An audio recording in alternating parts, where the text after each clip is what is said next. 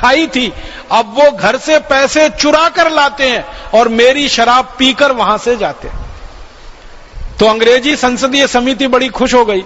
उसने कहा तुमको तो पुरस्कार मिलना चाहिए। तो वो कहता मुझे अगर पुरस्कार देना है तो एक लाइसेंस और दे दो, दूसरी दुकान में वहीं खोलना चाहता हूं शराब की। तो दूसरी दुकान खुल गई, फिर तीसरी खुल गई, फिर चौथी खुल गई। एक दिन 350 दुकानें हो गई कलकत्ता में, और ये दुकानें बढ़ती नहीं। अंग्रेज इसको बढ़ाते रहे, शराब पीने का कानून बना दिया। कानून में यह लिख दिया कि अगर कोई बालिग हो गया तो शराब पीने का अधिकारी हो गया। जब तक वो नाबालिग है तब तक ना पिए, बालिग हो गया तो पीने लगे। अब हमारे यहां अंग्रेजों के जमाने में बहस चली कि भारत में कोई बालिग है या नाबालिग है, इसकी उम्र क्या मानी जाए। तो आपको सुनकर हैरानी होगी, मैं सबको बताना चाहता हूं कि सालों साल अंग्रेजों ने बालिग होने की उम्र 14 साल रखी, फिर उसको 16 साल किया, फिर आते आते वो 18 साल हो गई। माने थोड़े समय तक ये था कि 14 साल के ऊपर हो जाए तो शराब पी ले। तो अंग्रेजों को पूछा गया कि तुमने ये 14 साल कैसे रख दिया। तो उन्होंने कहा हमारे इंग्लैंड में 14 साल में सब शराब पीने लगते हैं, तो हमने भारत में भी रख दिया।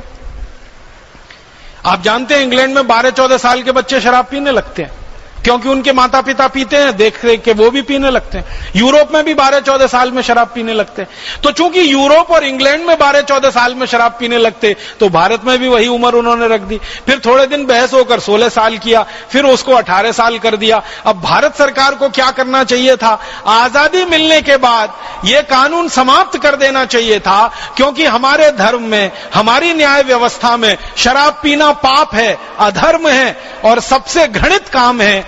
तो ये खत्म होना चाहिए था। लेकिन भारत सरकार तो काले अंग्रेजों ने चलाई ना। उन्होंने क्या किया कि ये शराब के कानून को और ज्यादा खुला कर दिया, और इतना खुला कर दिया कि पहले अंग्रेजों के जमाने में जब शराब का कानून बना था ना, तो अंग्रेजों ने उस कानून में एक जगह ये लिखा हुआ था कि भारत में अगर कहीं मंदिर है, कहीं मस्जिद है, तो उसके दूर दूर 500 मीटर तक शराब की दुकान नहीं होनी चाहिए। अंग्रेजों ने कानून में ये लिखा। मंदिर है, मस्जिद है, गुरुद्वारा है, चर्च है, कोई धर्म स्थान है, उससे 500 मीटर दूर तक कोई शराब की दुकान नहीं होनी चाहिए। फिर इसी में अंग्रेजों ने एक और वाक्य जोड़ा था कि विद्यालय है, विश्वविद्यालय है, कॉलेज है, तो उसके दूर दूर 500 मीटर तक शराब की दुकान नहीं होनी चाहिए। इन काले अंग्रेजों ने तो उसको भी हटा दिया उसमें से। इन काले अंग्रेजों ने आजादी के बाद जो कानून बनाया है, अब वो कानून ये है कि मंदिर के सामने शराब की दुकान है, मस्जिद के सामने शराब की दुकान है, गुरुद्वारों के सामने शराब की दुकानें हैं, और खाली शराब की ही दुकानें नहीं है, उससे ज्यादा और भी घृणित काम करने के दूसरे अड्डे वहां खोले हुए। जुए के अड्डे हैं, वैश्यावृत्ति के अड्डे हैं। ये अंग्रेजों का बनाया हुआ कानून है, और अंग्रेजों के बाद काले अंग्रेजों का बनाया हुआ कानून। परिणाम यह हुआ कि जिन अंग्रेजों ने एक शराब की दुकान खोली थी, आज इस देश में काले अंग्रेजों की मदद से लाइसेंसधारी शराब की दुकानें 32,000 हो गई हैं। और अगर आप बिना लाइसेंस वाली दुकानों को गिनेंगे तो वो 1 लाख से ज्यादा हैं। गांव गांव शराब की दुकान खुल रही है। अगर आप कल्पना करिए 1 लाख शराब की दुकानें हैं, तो इसका माने भारत के हर 6 गांवों के बीच में एक शराब की दुकान है। अब काले अंग्रेजों की तैयारी चल रही है कि हर गांव में एक शराब की दुकान होनी चाहिए। माने हर गांव में 6,38,000 से ज्यादा पूरे भारत में शराब की दुकानें होनी चाहिए। सारे देश को शराब में डुबो देना चाहिए, और इसकी नीति कई राज्यों में बनकर लागू हो रही है। कई राज्यों ने तो यहां तक तय कर लिया है कि गांव गांव में ही शराब नहीं मिलेगी, वैन चलाएंगे शराब बेचने वाली। जैसे मरीजों को ले जाने के लिए चिकित्सा सहायता वैन होती है ना, वैसे शराब बेचने के लिए वैन। दिल्ली सरकार का फैसला, राजस्थान सरकार का फैसला, भारत के कई राज्य सरकारें अब वाहन चलाएंगी, मोबाइल वैन चलाएंगी, उनमें गांव गांव जाकर, घर घर जाकर शराब परोसी जाएगी और लोगों को बेची जाएगी। हम कैसे कहें भारत स्वतंत्र हो गया? अंग्रेजों ने भारतवासियों को शराब में डुबोया तो उनके पीछे स्वार्थ था कि भारतवासी नशे के शिकार बने, इनको गुलाम बनाया जाए और लूटा जाए। अब आजादी के बाद के काले अंग्रेज भी भारतवासियों को शराब में ही डुबोना चाहते हैं। तो कैसे कहें देश स्वतंत्र है, देश स्वाधीन है, देश आजाद है? अभी भी ये देश परतंत्र है। और एक बहुत खराब उदाहरण देना चाहता हूं, आपको सुनकर आश्चर्य होगा। मैं एक शोध पर और लगा हुआ हूं। हमारे भारत देश में वैश्यावृत्ति कब से शुरू हुई? दिल्ली है, मुंबई है, कोलकाता है, पटना है, जितने बड़े शहर हैं वहां बड़े बड़े वैश्यावृत्ति के अड्डे हैं। दिल्ली में है, मुंबई में है, कलकत्ता में है, मेरठ में है, आदि आदि ऐसे भारत में कई जगहों पर वैश्यावृत्ति के अड्डे हैं। और कोलकाता तो सारे देश में बदनाम है इस बात के लिए कि सबसे बड़ा वैश्यावृत्ति का केंद्र कोलकाता है। तो मैं इस पे बहुत दिन से काम कर रहा हूं कि ये कब से शुरू हुए। तो पता चला कि वैश्यावृत्ति का सबसे पहला अड्डा भी लाइसेंस देकर अंग्रेजों ने शुरू कराया था इस देश, और वो कोलकाता में ही बना था। आप कभी कोलकाता जाए ना तो वहां एक एरिया है, क्षेत्र, उसका नाम है सोनागाछी। ये सोनागाछी एरिया में सबसे पहला वैश्यावृत्ति का केंद्र इसी बदमाश रॉबर्ट क्लाइव ने शुरू कराया था 1760 में। एक तरफ शराब का केंद्र शुरू कराया, दूसरी तरफ वैश्यावृत्ति का लाइसेंस देकर केंद्र शुरू कराया था। जब रॉबर्ट क्लाइव को ये बहुत सारे भारतवासियों ने कहा कि आप ये क्या कर रहे हैं, तो उसने कहा कि हमारी जरूरतें पूरी करने के लिए हमें कुछ तो करना है। और जरूरतें क्या हैं? अंग्रेज आते थे इस देश में तो अपने बीवी बच्चों को लेकर थोड़ी आते थे। जितने अंग्रेजों का इतिहास मैंने पढ़ा है, जाना है, समझा है, उसमें से लगभग 95% अंग्रेज इस देश में अकेले आए थे। उनकी बेटियां उनके साथ नहीं, उनकी पत्नियां उनके साथ नहीं, उनका परिवार उनके साथ नहीं, अकेले आते थे। अकेले आते थे तो शरीर की भूख शांत करने के लिए उनको कोई ना कोई स्त्री चाहिए, तो उस स्त्री की तलाश में वो भूखे भेड़ियों की तरह से घूमा करते थे समाज में, और उसमें दुराचार और बलात्कार होते थे। तो फिर कुछ अंग्रेज अधिकारियों ने कहा कि इसमें बहुत शिकायतें आती हैं। कोई भी अंग्रेज अधिकारी किसी भी गांव में चला जाता है, किसी भी मां बहन बेटी को उठा के जबरदस्ती उससे अपनी हवस और वासना शांत करता है, तो इसका कोई रास्ता निकाल दो और कानूनी रास्ता निकाल दो। तो अंग्रेजों ने कानूनी रास्ता निकाला, और वो कानूनी रास्ता ये निकाला कि कुछ मां बहन बेटियों से जबरदस्ती बलात्कार किया। परिणाम ये हुआ कि उनको उनके परिवार में रहने लायक स्थिति नहीं रही। जब किसी की मां को, बहन को, बेटी को जबरदस्ती आप परिवार से उठाएंगे, उसका शील भंग करेंगे, उसका बलात्कार करेंगे, तो परिवार उसको दोबारा स्वीकार करने की स्थिति में नहीं हो पाता, और वो मां बहन बेटी भी परिवार के पास जाने की स्थिति में नहीं हो पाती, तब वो बेघर हो जाते। तो अंग्रेजों ने क्या किया, जिन मां बहन बेटियों को बलात्कार करके बेघर किया, फिर उन्हीं मां बहन बेटियों को लाइसेंस देकर उनको वैश्या बना दिया, और उन वैश्याओं के लिए जगह जगह कोठे बना दिए। फिर उन कोठों पर अंग्रेज जाने लगे और अपनी हवस और वासना की पूर्ति वहां वो करने लगे। और फिर धीरे धीरे जहां जहां अंग्रेजों की सेना उन्होंने रखी, हर जगह उन्होंने ये वैश्यावृत्ति के केंद्र शुरू किए। कोलकाता में किया, छावनी जहां पर है अंग्रेजों की, जिसको आप कैंट कहते हैं ना, कैंट, जिस भी भारत के नाम के साथ कैंट लगा हो, जैसे मेरठ कैंट, जैसे दिल्ली कैंट, जैसे बरेली कैंट, जैसे शाहजहांपुर कैंट, जैसे अलीगढ़ कैंट, ये कैंट शब्द जहां भी आप सुने पढ़े, रुड़की का कैंट या हरिद्वार के आसपास कहीं कैंट, ये कैंट क्षेत्र थे अंग्रेजी सैनिकों के रहने वाले क्षेत्र। और जहां जहां उन्होंने कैंट बनाए, हर जगह वैश्यावृत्ति का अड्डा बना दिया, क्योंकि सैनिक रहते हैं, अपने शरीर की वासना को शांत करना ही है।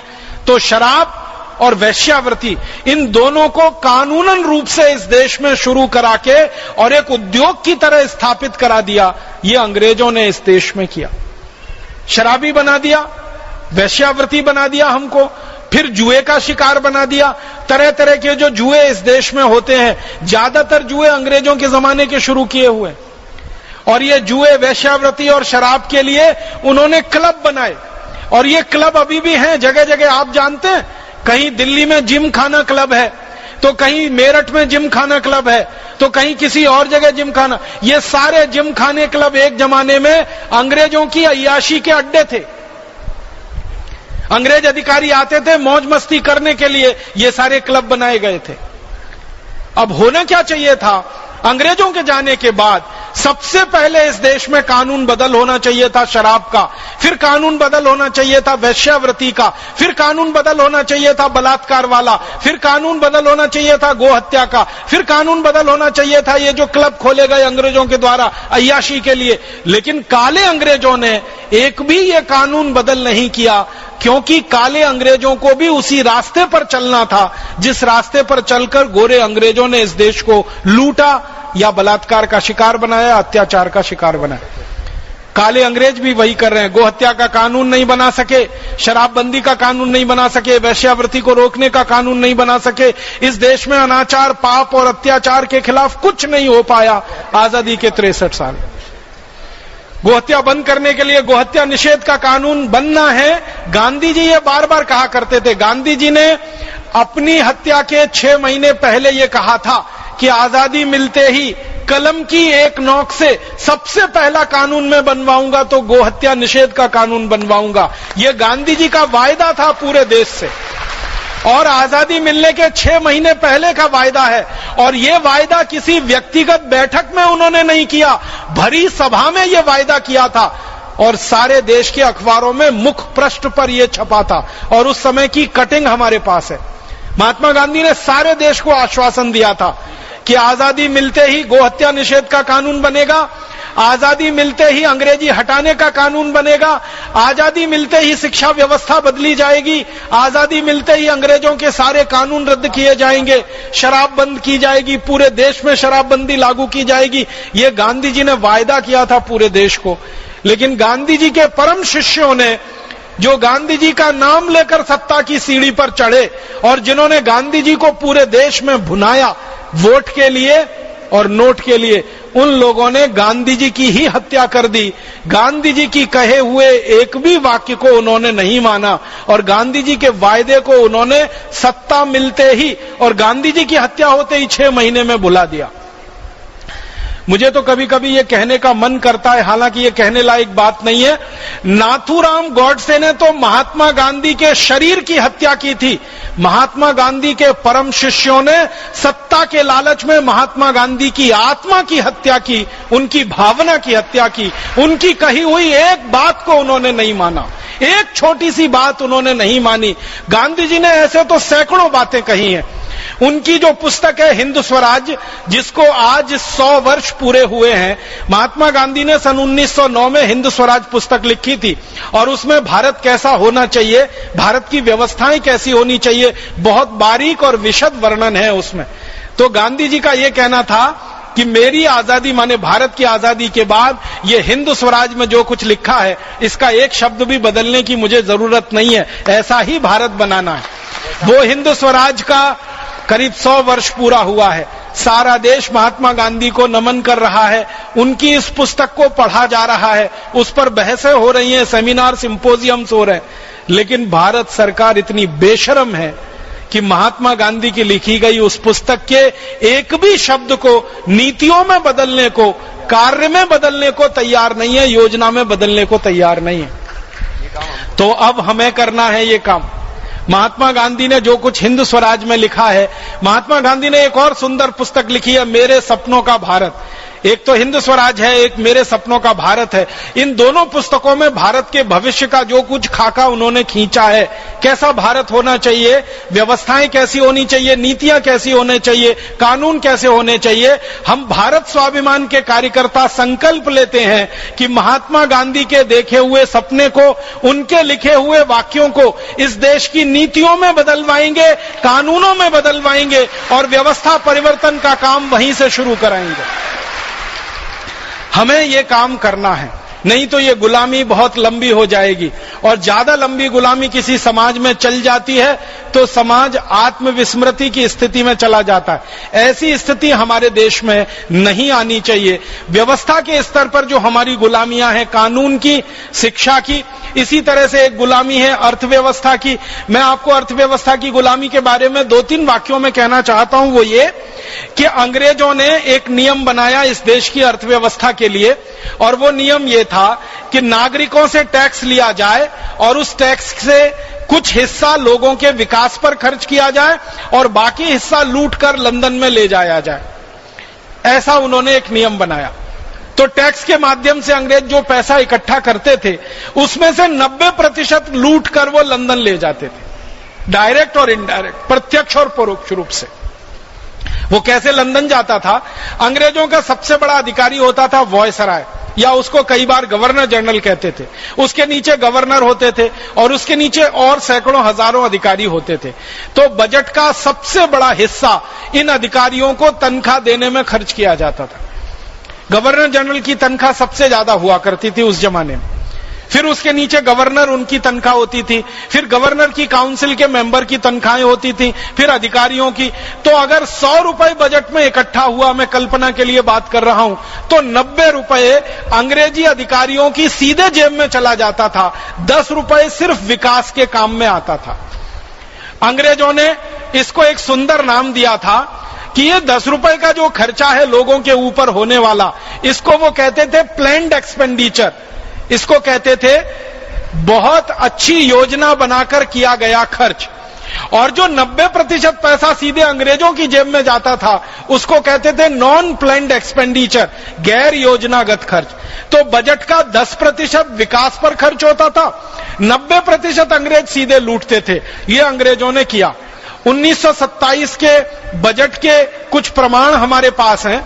1927 के पहले के बजट के प्रमाण नहीं मिलते, लेकिन पहले बजट के प्रमाण 1927 के हैं। वो ये बताते हैं कि 1927 के कुल बजट में 90% अंग्रेजों ने सीधे जेब में डाल लिया, 10% विकास में खर्च किया। तो भारत में गरीबी बढ़ती गई, बेकारी बढ़ती गई, भुखमरी बढ़ती गई और अंग्रेजों का ये नियम चलता ही गया। आजादी मिली 15 अगस्त 1947 को, तो आजादी के बाद भारत की अर्थव्यवस्था में ये नियम बदला जाना चाहिए था और होना ये चाहिए था कि अंग्रेजों के जाने के बाद 90% खर्चा लोगों के विकास पर हो और 10% खर्चा सरकार चलाने वाले अधिकारियों पर हो या सरकार पर हो। लेकिन काले अंग्रेजों ने जब से सरकार चलाई, भारतवासियों ने जब से अपनी सरकार बनाई, 63 साल गवाह हैं इस बात के, एक भी बजट ऐसा नहीं बना जिसमें 90% विकास पर खर्च हुआ हो और 10% सरकारी कर्मचारियों की और व्यवस्था पर खर्च हुआ हो। अभी भी 2009 का बजट देखो, 2008 का बजट देखो, 2007 का देखो, 2006 का देखो, 2005 का देखो, 63 साल में जितने बजट बने हैं, किसी भी बजट को उठाकर आप देखोगे तो तरीका वही है। 10% ही हिस्सा है जो विकास पर खर्च हो रहा है, 90% अभी भी हमारे नेता, अधिकारी और व्यवस्थाओं पर खर्च हो रहा है। और बड़े शर्म की बात है, अफसोस की बात है कि गवर्नर जनरल और वायसराय होता था, सबसे ज्यादा तनख्वाह लेता था उस जमाने में। अब हमारे देश में उस स्थान पर राष्ट्रपति महोदय हैं और उनकी तनख्वाह भी इस देश में सबसे ही ज्यादा है। मुझे बहुत अफसोस है ये कहते हुए कि भारत का एक गरीब आदमी एक दिन में खर्च करने के लिए 20 रुपए भी नहीं पा सकता। 84 करोड़ लोग इस देश में 20 रुपए कम प्रतिदिन पर जिंदा हैं, माने एक दिन में 20 रुपए से कम खर्च कर पाते हैं, ऐसे 84 करोड़ लोग हैं। और इस देश के राष्ट्रपति का एक दिन का खर्चा 7.5 लाख रुपए का है। एक दिन का खर्चा, साल भर का खर्चा करीब 27 करोड़ रुपए का है। राष्ट्रपति एक दिन में 7.5 लाख रुपए खर्च करते हैं। उपराष्ट्रपति एक दिन में करीब 5-5.25 लाख रुपए खर्च करते हैं। प्रधानमंत्री एक दिन में 6-6.25 लाख रुपए खर्च करते हैं। प्रधानमंत्री के मंत्रिमंडल में 90 मंत्री हैं। इन 90 मंत्रियों का एक दिन का खर्चा कुल मिला के करोड़ों रुपए का है। 84 करोड़ लोग इस देश में एक दिन में 20 रुपए से ज्यादा खर्च नहीं कर पाते। और भारत सरकार के प्रथम व्यक्ति के रूप में राष्ट्रपति एक दिन में 7.5 लाख रुपए खर्च करते हैं। अंग्रेजों के जमाने में जो वायसराय और गवर्नर जनरल होता था, वो एक दिन में सबसे ज्यादा खर्च करता था और गरीब आदमी इस देश में भूखा मरता था। अंग्रेजों के जाने के बाद भी व्यवस्था वही है। राष्ट्रपति के ऊपर सबसे बड़ा खर्च है और जो देश का मालिक है, जो इस देश का वोटर है, जो आप और मैं टैक्स देने वाले हैं, उसके ऊपर खर्चा सबसे कम है। तो आजादी के बाद भी अर्थव्यवस्था में कोई बदलाव नहीं हुआ। अंग्रेज सारा टैक्स इकट्ठा करके केंद्र सरकार के पास लाते थे। आजादी के बाद सारा टैक्स इकट्ठा होकर केंद्र सरकार के पास जाता है। अंग्रेजों के जमाने में केंद्र सरकार के टैक्स सबसे ज्यादा हुआ करते थे। आजादी के बाद केंद्र सरकार के टैक्स सबसे ज्यादा है। अंग्रेजों के जमाने में पूरी व्यवस्था में नियम बनाने के लिए अंग्रेज अधिकारी हुआ करते थे। अब आज की व्यवस्था में नियम बनाने के लिए काले अंग्रेज हैं। कहीं कोई बदलाव नहीं है अर्थव्यवस्था में।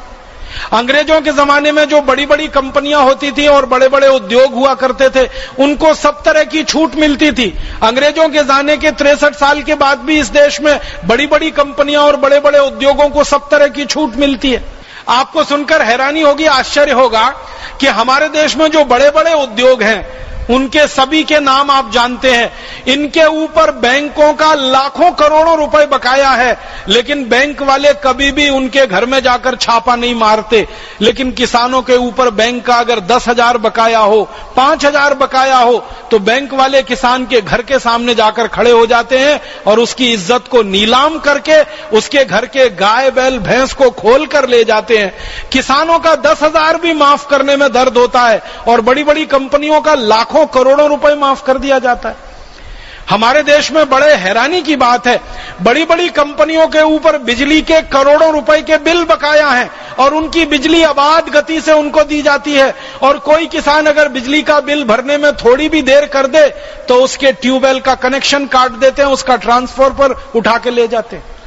किसान बिजली ना मिले तो खेत में पानी देने की स्थिति में नहीं रहता, लेकिन बड़े बड़े उद्योग वाले 5-5 साल 10-10 साल बिजली के बिल नहीं भरते, किसी की बिजली नहीं कटती है। बड़े उद्योग जहां लगते हैं, बड़ी कंपनियां जहां होती हैं, वहां सड़क भी बन जाती है, पानी भी आ जाता है, म्युनिसिपैलिटी के सारे एनओसीज आ जाते हैं। 2 महीने 3 महीने में उनके घर में सब नो ऑब्जेक्शन सर्टिफिकेट पहुंच जाते हैं। लेकिन साधारण आदमी इस देश में कुछ करना चाहे तो उसको चप्पलें घिसते घिसते 3-3 साल लग जाते हैं, 4-4 साल लग जाते हैं और उसको एक एक विभाग का एनओसी नहीं मिल पाता। मतलब क्या है, अर्थव्यवस्था अंग्रेजों के जमाने में जैसी चलती थी वैसे ही आज भी चल रही। और एक बात बताऊं, अंग्रेजों ने अर्थव्यवस्था में एक कानून बनाया था कि अंग्रेजों का माल जो भारत में आकर बिकेगा वो टैक्स फ्री होगा और भारत में जो स्वदेशी माल बनेगा उस पर टैक्स लगाया जाएगा। और अंग्रेजों ने इस तरह से भारत के स्वदेशी माल को महंगा कर दिया और अंग्रेजी माल सस्ता हो गया। अब आजादी के 63 साल के बाद भी यही तरीका इस देश में अपनाया जा रहा है। बाहर से आने वाले विदेशी सामानों पर टैक्स घटाया जा रहा है और देश के अंदर बनने वाले स्वदेशी सामान पर टैक्स लगातार बढ़ाया जा रहा है। स्वदेशी सामान महंगा है, विदेशी सामान सस्ता है। और मुझे तो बहुत दुख होता है ये कहते हुए कि कई विदेशी कंपनियां हैं जिनको भारत सरकार ने 10-10 साल के लिए टैक्स में खुली छूट दे रखी है। माने 10 साल तक वो भारत में जितना धन कमाएंगे उसमें 1 पैसा भी उनको टैक्स नहीं देना है, वो सारा लूट कर ले जाएंगे बिना टैक्स दिए हुए। और भारतवासी एक भी ऐसा नहीं है जिसको सरकार टैक्स में छूट देने को तैयार हो। हमारे देश के शेयर बाजार में बहुत सारी विदेशी कंपनियां आती हैं और लूट लूट कर सारा धन ले जाती हैं। शेयर बाजार से वो कैसे लूट करती हैं, कोई एक विदेशी कंपनी आई, उसने भारत की किसी कंपनी के शेयर्स खरीदे, भारत की कंपनी के शेयर का भाव बढ़ा दिया, 100 रुपए वाला शेयर अचानक से 500 रुपए में हो गया। फिर भारतवासियों के मन में लालच आता है कि ये 500 वाला शेयर कल 1000 का हो जाएगा, तो भारतवासी अपनी सारी जमा पूंजी वो 500 रुपए का शेयर खरीदने में लगा देते हैं। शेयर का भाव 500 से 800 हो जाता है, किसी दिन 1000 पे पहुंच जाता है। और जिस दिन विदेशी कंपनी देखती है कि अब इस शेयर का भाव इससे ज्यादा नहीं हो सकता, ये मैक्सिमम है, अधिकतम है, उसी दिन वो सारे शेयर्स बेच देते हैं। तो जो शेयर विदेशी कंपनी ने 100 रुपए में खरीदा उसको वो 1000 रुपए में बेचते हैं और 900 रुपए एक एक शेयर पर लूटकर उसी दिन भारत से भाग जाते हैं। और हमारी सरकार उनसे 1 पैसा टैक्स भी नहीं ले पाती है और उनके लूट के पैसे को भी नहीं रोक पाती है। शेयर बाजार में से एक एक दिन में 50-50 हजार करोड़ रुपए की लूट हो जाती है और इस देश के वित्त मंत्री के पेट का पानी नहीं हिलता, इस देश के प्रधानमंत्री के पेट का पानी नहीं हिलता।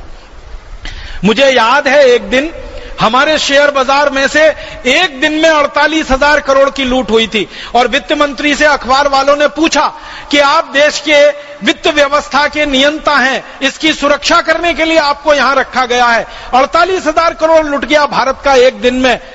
तो वित्त मंत्री ने जवाब दिया था, माफ कीजिए, मैं अपनी नींद खराब नहीं करता। 48,000 करोड़ लुटे या 1 लाख करोड़, वित्त मंत्री अपनी नींद खराब नहीं करता। ये बयान देश के वित्त मंत्री का था, कोई साधारण आदमी का नहीं था। शर्म है, अफसोस है कि ऐसे लोग वित्त मंत्री हैं जिनके देश में से 48,000 करोड़ लुट जाए और वित्त मंत्री कहे कि मैं मेरी नींद खराब नहीं करता इसके लिए। इतनी लूट हमारे यहां शेयर बाजार में से हो रही है। और कई कई कंपनियों ने क्या कर रखा है, भारत में घुसने के लिए चोर रास्ता ढूंढ रखा है। भारत सरकार की दुनिया के कुछ देशों के साथ डबल टैक्सेशन अवॉइडेंस ट्रीटी है, माने दोहरा कराधान रोकने की संधि। जैसे एक मॉरिशस नाम का देश है, भारत की उससे एक संधि है, लिचेस्टन नाम का एक देश है, ऐसे 70 देशों से भारत सरकार की संधि है। उन देशों की कोई कंपनी भारत में आएगी तो भारत सरकार टैक्स नहीं लेगी, भारत की कंपनी उनके देश में जाएगी तो उनकी सरकार हमसे टैक्स नहीं लेगी। इस तरह की यह संधि की हुई है। लेकिन होता क्या है, अमेरिका और यूरोप की कंपनियां मॉरिशस के रास्ते भारत में घुस जाती हैं। वो मॉरिशस में अपना एक रजिस्टर ऑफिस बनाती हैं, एक कमरे का ऑफिस होता है, 10 बाई 10 का ऑफिस होता है। ढूंढने जाओ तो मॉरिशस में वो मिलेगा ही नहीं आपको, लेकिन यहां के रिकॉर्ड्स में मॉरिशस का कोई ऑफिस, रजिस्टर्ड ऑफिस वो दिखाते हैं और मॉरिशस की कंपनी बनके भारत में घुस जाते हैं। तो जितना वो मुनाफा कमाते हैं उस पर एक पैसा भी उनको टैक्स नहीं देना पड़ता, सारा पैसा बिना टैक्स दिए हुए ले जाते हैं, क्योंकि मॉरिशस के साथ भारत सरकार की संधि है। एक एक साल में 35 से 40 हजार करोड़ रुपए लुट रहा है एक एक देश के कारण, वो मॉरिशस हो, लिचेस्टन हो या दूसरे कोई देश हो। ऐसे 70 देशों से संधि है, लाखों करोड़ों रुपए देश के लुट रहे हैं। सरकार को कोई फर्क नहीं पड़ता, क्योंकि सरकार वही है जो अंग्रेजों के जमाने में थी। अंग्रेजों की कंपनियां भारत को लूटें, अंग्रेज सरकार को कोई तकलीफ नहीं थी। अब भारत सरकार को कोई तकलीफ नहीं है, विदेशी कंपनियां भारत को लूटें, कोई तकलीफ नहीं। मुझे एक बहुत खराब उदाहरण आपको देना है। अंग्रेजों ने भारत में नमक पर कर लगाया था और नमक पर कर लगाकर नमक को महंगा कर दिया था। महात्मा गांधी ने उस नमक कर के खिलाफ बहुत बड़ा सत्याग्रह किया था। आप सभी जानते हैं, दांडी मार्च उसी सत्याग्रह का नाम था। गांधी जी का यह कहना था कि गरीब आदमी सबसे सस्ती चीज है, नमक से रोटी खा सकता है। अंग्रेजों की सरकार ने उसी नमक को महंगा कर दिया। गांधी जी ने कहा यह मंजूर नहीं है, नमक के लिए जो कर लगा है उसके खिलाफ मैं सत्याग्रह करूंगा। गांधी जी ने सत्याग्रह किया, अंग्रेज सरकार झुकी और गांधी जी के दबाव में आकर अंग्रेज सरकार ने नमक का कर वापस लिया, नमक का टैक्स वापस लिया और नमक फिर से सस्ता हुआ। लेकिन गांधी जी के जाने के बाद इस भारत देश में नमक फिर महंगा हो गया है। जो नमक 15 पैसे किलो बनता है वो नमक आपको 7 रुपए, 8 रुपए, 9 रुपए किलो बेचा जा रहा है। कई कई शहरों में तो 15 रुपए किलो नमक बिक रहा है। आप पूछो, नमक बनाने में 15 पैसे किलो का खर्च आता है, क्योंकि नमक बनाने में कोई चीज लगती ही नहीं है। समुद्र का पानी लगता है, वो मुफ्त का है। सूरज की रोशनी लगती है, वो भी मुफ्त की है। तो सूरज की रोशनी मुफ्त की, समुद्र का पानी मुफ्त का, तो फिर नमक बनाने में खर्चा क्या है? सूरज का धूप पानी के ऊपर पड़ती है, पानी वाष्प बन के उड़ जाता है, नमक नीचे रह जाता है। और ये नमक में मजदूरी 15 पैसे किलो के आसपास आती है। तो जो नमक 15 पैसे किलो बनता है वो आपको ज्यादा से ज्यादा 1 रुपए किलो में मिलना चाहिए, लेकिन वो 7 रुपए, 8 रुपए किलो, 15 रुपए किलो बेच रही है हमारी सरकार। तो हमारी सरकार कोई अंग्रेजों से कम थोड़ी है। अंग्रेजों ने नमक महंगा किया था टैक्स लगाकर, हमारी सरकार ने भी नमक को महंगा बना दिया कुछ विदेशी कंपनियों के लोभ और लालच में आकर। और वो नमक आप खा रहे हैं और मजबूरी में आप खा रहे हैं। 15 रुपए किलो, 17 रुपए किलो, 8 रुपए किलो, 10 रुपए किलो, जो मिलना चाहिए 15 पैसे किलो। मुझे नहीं लगता कि अंग्रेजों की सरकार से भारत सरकार में कोई बहुत बड़ा अंतर आया है। अंग्रेजों की सरकार टैक्स लगा के लूटती थी, भारत की सरकार परोक्ष टैक्स लगाकर उसी नमक को महंगा बनाकर आपको लूट रही। इस देश में कोई तर्क समझ में नहीं आता कि आलू बाजार में हम खरीदें तो 5-7 रुपए किलो मिल जाए और उस आलू का चिप्स हम खरीदें 400 रुपए किलो में मिले। टमाटर हम बाजार में खरीदें 8-10 रुपए किलो मिल जाए, उसी टमाटर की चटनी खरीदें सॉस के नाम पर 200 रुपए किलो में मिले। कोई तर्क समझ में नहीं आता। हमारे गांव में गाय का दूध 10 रुपए लीटर मिले और पानी की भरी हुई बोतल पेप्सी और कोका कोला की वो 30 से 35 रुपए लीटर मिले हमको, और वो भी जहर घुला हुआ। 10 रुपए लीटर में गाय का शुद्ध दूध मिले जो अमृत है, और 35 रुपए लीटर में जहरीला पानी मिले, जिसको पी के किडनी खराब हो जाए, लीवर खराब हो जाए, फेफड़े खराब हो जाए, कैंसर हो जाए हमको, कोई तर्क समझ में नहीं आता। मुझे तो इससे ज्यादा दुख नहीं लगता इस देश में कि हम गाय का घी खरीदें खाने के लिए 150 से 200 रुपए किलो में मिल जाए, और दांत घिसने के लिए टूथपेस्ट 300 रुपए किलो मिले हमको, 30 रुपए का 100 ग्राम 300 रुपए किलो, काजू नहीं है 300 रुपए किलो, टूथपेस्ट है 300 रुपए किलो। क्रीम लगाने वाली जो मुंह पर हम लोग फेयर एंड लवली इस्तेमाल कर रहे हैं, वो पूरे देश में मिले 40 रुपए की 25 ग्राम, 80 रुपए की 50 ग्राम, 160 रुपए की 100 ग्राम, 1600 रुपए की 1 किलो मुंह पे लगाने वाली क्रीम, 300 रुपए किलो बादाम, 400 रुपए किलो और अच्छा बादाम, 300-250 रुपए किलो काजू, 200 रुपए किलो गाय का घी। अच्छी से अच्छी मिठाई खरीदें, दूध की बनी हुई, खोवा की बनी हुई तो 150-200 रुपए किलो की, तो अच्छी से अच्छी चीजें खाने पीने की 150-250 रुपए किलो, और मुंह पे पोतने वाली क्रीम 1600 रुपए किलो। और हम भी ऐसे परम मूर्खों के मूर्ख 200 रुपए किलो घी ना खाएं, 1600 रुपए किलो की क्रीम चुपड़ कर चेहरे पे लगाएं और कहें हम तो बहुत गोरे हो रहे हैं, हम तो बहुत सुंदर हो रहे हैं। व्यवस्था पूरी की पूरी अंग्रेजों के जमाने की। टैक्स लगा के लूटो, अंग्रेजों का नियम, टैक्स लगा के लूटो, अंग्रेजों के बाद का नियम टैक्स लगा के लूटो। व्यवस्था को चलाओ थोड़े लोगों के लिए, अंग्रेजों का नियम, आज भी वही नियम। व्यवस्था में परोक्ष रूप से खर्चा करो सरकार चलाने पर और तनख्वाह देने पर ज्यादा से ज्यादा, विकास पे सबसे कम, आज भी वही। तो सारी की सारी अर्थव्यवस्था की नीतियां, नियम, कानून अंग्रेजों के जमाने के हैं। तो इसलिए लगता नहीं है कि भारत स्वतंत्र हो गया है या स्वाधीन हो गया है। इसी तरह से कृषि व्यवस्था में वही समस्या है।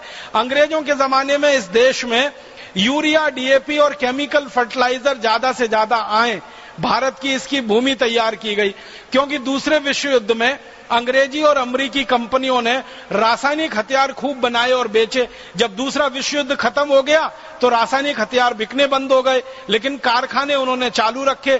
जिन रासायनिक पदार्थों का इस्तेमाल करके हथियार बनते हैं, उन्हीं रासायनिक पदार्थों का इस्तेमाल करके उन्होंने यूरिया, डीएपी, सुपरफॉस्फेट बना लिया, केमिकल पेस्टिसाइड बना लिया और धीरे धीरे भारत में घुसाना शुरू किया। और अंग्रेजों के बाद के काले अंग्रेजों ने तो ऐसा नाश मारा इस देश का कि यूरिया, डीएपी, सुपर फॉस्फेट को खुलेआम भारत में छूट दे दी, और गांव गांव, गली गली, घर घर किसानों ने कट्टे पे कट्टा यूरिया डाल डाल के मिट्टी का सर्वनाश कर दिया। जिस मिट्टी में 1 ग्राम भी यूरिया नहीं डाला जाता था, अभी वहां 1-1 एकड़ में 10-10, 15-15 कट्टे यूरिया डाल देते हैं, डीएपी डाल देते हैं, जहर पर जहर डाल देते हैं। फिर खेत में फसल उगती है, उस पर कीड़ा लगता है, कीड़े को मारने के लिए और जहर डाल देते हैं। पूरी खेती को विषैला बना दिया, पूरी धरती को विषैला बना दिया, पूरा पानी विषैला हो गया। उस खेती के अन्न को हम खा रहे हैं, हमारे शरीर में जहर आ रहा है। मुझे बहुत दुख है ये कहते हुए कि एक समय भारत देश के कुछ वैज्ञानिकों ने माताओं के दूध का परीक्षण किया था, तो पता चला माताओं के दूध में डीडीटी है, बेंजीन हेक्साक्लोराइड है, एंडोसल्फान है माताओं के दूध में। कहां से पहुंच गया ये? माताएं जो अन्न खा रही हैं वो शरीर में आ रहा है, उस अन्न में ये जहर है तो दूध में आ रहा है, और वो दूध अपने नौनिहाल बच्चों को पिला रही हैं। बच्चों के शरीर में बचपन से आप दूध दे रहे हैं, उसमें endosulfan, DDT, malathion, benzene hexachloride, chlorpyrifos, dichromate, monocrotophos, इतने जहर। फिर वो बच्चा बड़ा होगा, उसके खून में भी जहर, उसके मन में भी जहर, उसके विचारों में भी जहर, उसके काम में भी जहर, और फिर पूरे समाज में जहर और पूरे राष्ट्र में जहर। जहर ही फैलेगा, उसमें से अमृत नहीं निकलेगा। और ये जहर की शुरुआत हो रही है जहरीला खाना खाके। जो गेहूं, चावल, चना, दाल, मटर हम खा रहे हैं, खेतों में इतना जहर डलवा रही है हमारी सरकार, इतना ज्यादा कीटनाशक डलवा रही है हमारी सरकार। पूरा देश का अन्न विषैला हो गया है, पानी विषैला हो गया है, हवा विषैली हो गई है, सब कुछ विषैला कर दिया इन सरकारों ने। अंग्रेजों ने तो विष घोला था हमारे जीवन के एक अंग में, इन काले अंग्रेजों ने तो पूरे जीवन में ही विष घोल दिया है। जीवन का कोई ऐसा हिस्सा नहीं बचा है जो विष के प्रभाव से मुक्त हो। मुझे माफ करेंगे ये बात कहने के लिए कि हमारे देश की सरकारों का रवैया अंग्रेजों से कई हजार गुना ज्यादा खतरनाक है। हमारे सरकार की नीतियां और हमारे सरकार की व्यवस्थाएं अंग्रेजों के जमाने की व्यवस्थाओं से कई हजार गुना ज्यादा खतरनाक सिद्ध हो रही हैं। ऐसी स्थिति में कुछ तो करना पड़ेगा और वो यही कर सकते हैं हम सब मिलकर कि इस पूरी व्यवस्था को चलाने वाले जो नियम हैं, कायदे हैं, कानून हैं, इनको जड़ मूल से उखाड़ना पड़ेगा। तभी भारत सच्ची स्वतंत्रता हासिल करेगा और स्वाधीनता इस देश को मिल पाएगी। मैं माताओं, बहनों से, भाइयों से सबसे अपील करना चाहता हूं, निवेदन करना चाहता हूं, और वो यही है कि अंग्रेजों के बनाए गए ये जो काले कानून हैं, अंग्रेजों की बनाई गई ये जो काली व्यवस्थाएं हैं, अंग्रेजों के बनाए गए ये जो अत्याचारी सारी की सारी तंत्र चल रही है हमारे देश में, इसको बदलने के लिए, इसको समाप्त करने के लिए हम सबको प्राणपण से जुटना पड़ेगा। जीवन को लगा देने की तैयारी से जुटना पड़ेगा। अपने को होम कर देने की तैयारी के संकल्प के साथ खड़ा होना पड़ेगा, क्योंकि ये कोई आसान लड़ाई नहीं है, ये बड़ी गहरी और बड़ी दूर तक मार करने वाली लड़ाई है। आप सोचो कि खाली गोरे अंग्रेजों को भगाने मात्र में हमारे क्रांतिवीरों को 7,32,000 का तो संगठन खड़ा करना पड़ा, 4.5 करोड़ भारतवासियों को सहयोगी और समर्थक बनाना पड़ा, 480 करोड़ रुपए खर्च किए, तब जाकर खाली अंग्रेज भारत से भागे। अब उसकी तुलना आप करो, 7,32,000 का संगठन उस जमाने का, जब हमारी आबादी 20 करोड़ की थी, फिर 4.5 करोड़ लोगों का सहयोग और समर्थन उस जमाने में, जब आबादी हमारी 33 करोड़ हो गई। तो अब आबादी हमारे देश की 120 करोड़ है। तो आप सीधे सीधे हिसाब लगा लो कि हमको कम से कम तो इस देश में 15 से 20 और कभी कभी तो 25 करोड़ लोगों तक का संगठन खड़ा करना ही पड़ेगा, तभी जाकर ये काले अंग्रेजों से हम हमारे देश को बचा पाएंगे। और उस जमाने में महात्मा गांधी, शहीद आजम भगत सिंह, ऊधम सिंह, चंद्रशेखर आदि आदि क्रांतिवीरों ने 480 करोड़ रुपए का कुल खर्चा किया आजादी के लिए। तो आजादी के 63 साल के बाद रुपए का अवमूल्यन हो चुका है। तो हमें तैयारी रखनी पड़ेगी कि कम से कम हजारों करोड़ रुपए का खर्चा अब इस भारत स्वाभिमान की सफलता के लिए खर्च करना ही पड़ेगा। इसके अलावा कोई दूसरा विकल्प है नहीं हमारे पास, और खर्च करना पड़ेगा तो इसको जुटाना भी पड़ेगा, क्योंकि और कहीं से आएगा नहीं ये पैसा। कोई विदेशी आकर हमको देश के लिए दान नहीं देगा, कोई विदेशी आकर हमारे लिए सद्भावना व्यक्त तो कर सकता है, लेकिन हमको बहुत सारा धन उपलब्ध करा के हमारे देश की आजादी के बाद की नई आजादी की लड़ाई लड़ने के लिए, नई व्यवस्था की लड़ाई लड़ने के लिए बहुत दूर तक सहयोग नहीं करेंगे। विदेशी सद्भावना व्यक्त कर सकते हैं और हमारे लिए मन में ये कह सकते हैं कि चलो ठीक है, आप अपने रास्ते को बनाने की लड़ाई लड़ रहे हो, हम भी आपको सहयोग कर सकते हैं भावना से, मन से, लेकिन बहुत आगे तो नहीं आएंगे। करना तो आपको ही पड़ेगा। आप भारत में रहते हो तो या भारत के बाहर रहते हो तो आपको दोनों स्तर पर इस देश की आजादी की नई लड़ाई के लिए, व्यवस्था परिवर्तन की इस लड़ाई के लिए, नई व्यवस्था बनाने की लड़ाई के लिए सबसे पहला संकल्प यही करना है कि अंग्रेजों के बनाए गए कानूनों को हटाना है, अंग्रेजों की बनाई गई व्यवस्थाओं को बदलवाना है, कृषि व्यवस्था को बदलवाना है, चिकित्सा व्यवस्था को बदलवाना है, शिक्षा व्यवस्था को बदलवाना है, कानून और न्याय व्यवस्था को बदलवाना है, प्रशासनिक व्यवस्था को बदलवाना है, सभी व्यवस्थाओं को आमूल चूल पूरा बदलवाना है। कानून ये रद्द कराने हैं। अब आप जानते हैं कि कानून को रद्द कराना और नया कानून बनाना ये संसद करती है या विधानसभाएं करती हैं। तो संसद और विधानसभाओं में ऐसे लोगों को भेजना पड़ेगा कि जो हमारी इस बात से सहमत हो कि अंग्रेजों के बनाए गए सारे कानून रद्द होने चाहिए और उनके स्थान पर नए कानून बनने चाहिए।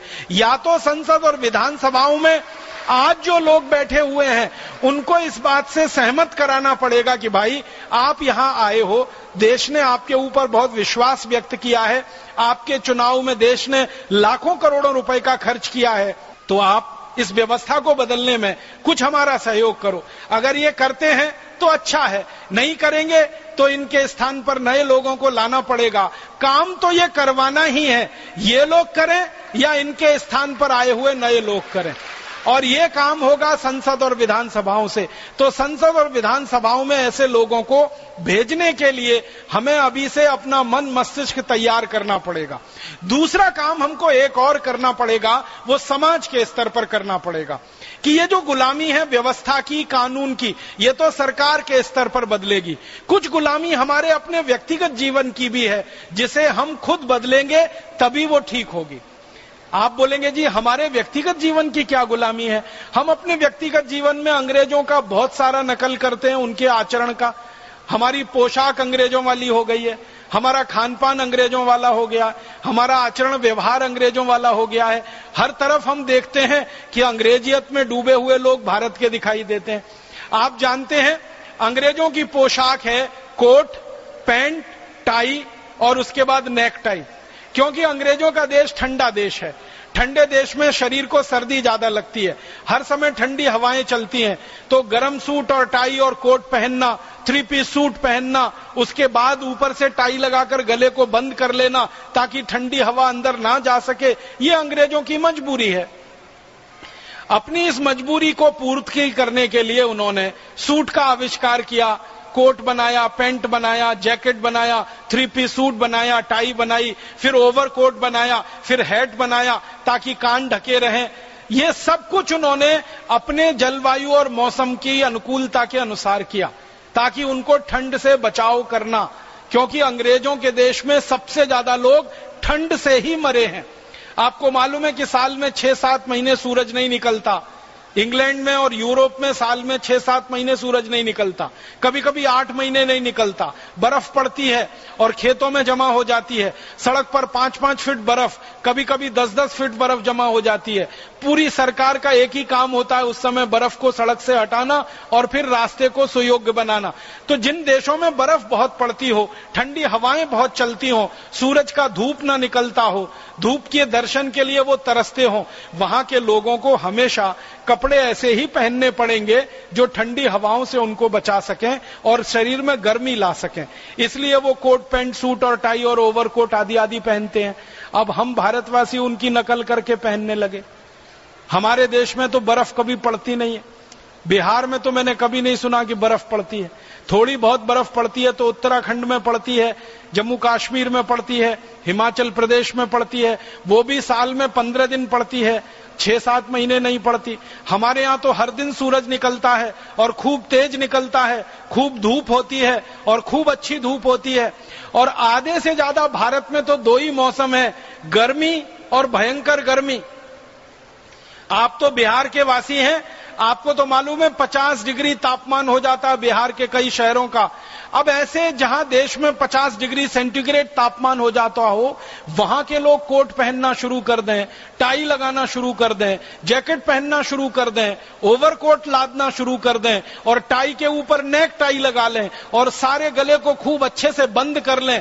गर्मी अंदर ही अंदर लगे, पसीना अंदर ही अंदर हो और अंदर गर्मी और पसीने से इतने परेशान हो कि सब कुछ खोल देने का मन करता हो, फिर भी उसको ना खोलें तो उनको क्या कहेंगे? अंग्रेजों की अंग्रेजी तो कह सकते हैं। मुझे कई बार ये दृश्य देखने को मिलते हैं इस देश में, बहुत हंसी भी आती है और रोना भी आता है। जून की भयंकर गर्मी में शादी हो रही है, दूल्हे राजा 3 पीस सूट और टाई लगा के घोड़े पे चढ़ के बैठे हुए हैं। भयंकर जून की गर्मी में, चिलचिलाती धूप में 3 पीस सूट और टाई लगा के दूल्हे राजा हैं। अंदर पसीना पसीना पसीना पसीना हो रहा है और दूल्हे राजा कह रहे हवा कर भाई, हवा कर। अरे भाई ये कोट उतार के फेंक दे। नहीं फेंकूंगा, क्योंकि आज ही पहनना है, क्योंकि आज ही मुझे सुपर इडियट दिखना है और सुपर इडियट बनना है। तो हमारे देश में ये जो भूषा की गुलामी है, ये हमें व्यक्तिगत स्तर पे बदलनी है। मैं हाथ जोड़कर निवेदन करता हूं भारत स्वाभिमान के सभी कार्यकर्ता भाइयों बहनों से कि अंग्रेजों की पोशाक को जितनी जल्दी छोड़ सकें छोड़ दें। तो आप बोलेंगे जी भारतीय पोशाक क्या है? कुर्ता पहनो, पायजामा पहनो, धोती पहनो, साड़ी पहनो, ये सब भारतीय पोशाकें हैं। बहनें तो अभी भी काफी भारतीय हैं क्योंकि वो तो साड़ी पहनती हैं या सलवार सूट। भाइयों में बहुत गड़बड़ी आई है, अपनी पत्नियों को तो साड़ी पहनाएंगे और खुद 3 पीस सूट और टाई लगा के जाएंगे उनके साथ। पत्नी भारतीय है, पति विदेशी है। कहते हैं पति पत्नी एक ही गाड़ी के 2 पहिए हैं, एक पहिया ट्रैक्टर का, दूसरा साइकिल का, कैसे चलेगी ये गाड़ी। तो हाथ जोड़कर भाइयों से विनती करता हूं कि अगर आपकी धर्म पत्नियों को आप साड़ी पहना रहे हैं तो आप ईमानदारी से धोती कुर्ता पहनिए, नहीं तो लुंगी कुर्ता पहनिए, नहीं तो भारतीय पोशाक पहनिए, कुर्ता पजामा पहनिए। ये नहीं चलेगा कि हमारी धर्म पत्नी भारतीय है और हम विदेशी हो जाए। तो भूषा की गुलामी छोड़िए, भाषा की गुलामी छोड़िए, फिर भोजन की गुलामी भी छोड़िए। भोजन में हमारी बहुत गुलामी आ गई है। अंग्रेज डबल रोटी खाते थे, पाव रोटी खाते थे, ब्रेड खाते थे, हमने भी खाना शुरू कर दिया। हमारे घरों में अब पाव रोटी आती है, डबल रोटी आती है, ब्रेड आती है। जिस घर में ताजा रोटी बनाने की हजारों लाखों साल की परंपरा हो, उस देश में 3-3 महीने पुरानी डबल रोटी और पाव रोटी आती है, वो भी सड़े मैदे की बनी हुई। जिसको बनता हुआ आप देख लेंगे तो कभी छूना पसंद नहीं करेंगे उसको। तो घर में से ये हटाइए पाव रोटी, डबल रोटी। ये अंग्रेजों की मजबूरी है कि उनको गेहूं के आटे से रोटी बनाना नहीं आया आज तक। उन्होंने दुनिया में बहुत आविष्कार किए होंगे, रोटी बनाना नहीं सीख पाए वो अभी तक, शायद सीख भी नहीं पाएंगे अगले 100 साल में। गेहूं उनके यहां होता है, गेहूं हमारे यहां भी होता है। उसी गेहूं से हम आटा बनाते हैं, उस गेहूं से वो भी आटा बनाते हैं। उस आटे से हम रोटी बना लेते हैं, उस आटे को सड़ा के वो पाव रोटी और डबल रोटी बना लेते हैं। हम उसी आटे से रोटी की कितनी तरह की रोटियां बना सकते हैं, पराठे बना सकते हैं, पूड़ी बना सकते हैं, कचौड़ी बना सकते हैं, 20 किस्म के पराठे, 20 किस्म की पूड़ी, कचौड़ी। इतनी विविधता हमारे व्यंजन में जब है तो सड़ी हुई मैदे की डबल रोटी, पाव रोटी खाना ये कोई शान की बात नहीं है। ये अंग्रेजी भोजन है, तामसिक भोजन है। इसको जल्दी से जल्दी छोड़िए और अपने घर से इसको विदा करिए। इस अंग्रेजियत में से बाहर आइए। भोजन की गुलामी, ये पिज्जा है, बर्गर है, हॉट डॉग है, कोल्ड डॉग है, चाउमीन है, ये सब हटाइए क्योंकि ये विदेशी भोजन हमारे लिए अनुकूल नहीं है। जिस देश में ये विकसित हुआ है उस देश के लिए थोड़ा अनुकूल हो सकता है, हमारे लिए तो बहुत प्रतिकूल है। तो भोजन की गुलामी ठीक करिए, भाषा की ठीक करिए, भेषज की ठीक करिए, भूषा की ठीक करिए, और अंत में अगर कर सकते हैं व्यक्तिगत जीवन में तो ये भजन संगीत में भी काफी कुछ गुलामी आ गई है। हमारा संगीत शास्त्रीय संगीत है, राग रागनियों पर आधारित है, और शास्त्रीय संगीत का विकास लाखों करोड़ों वर्षों में हुआ है। वेदों में से निकला है हमारा संगीत। वेद जितने पुराने हैं संगीत उतना ही पुराना है इस देश में। हमारे देश में वेदों से निकले हुए संगीत में जो गहराई है दुनिया के किसी देश के संगीत में उतनी गहराई नहीं है। तो दूसरे देशों के संगीत में हम जाकर फंस गए।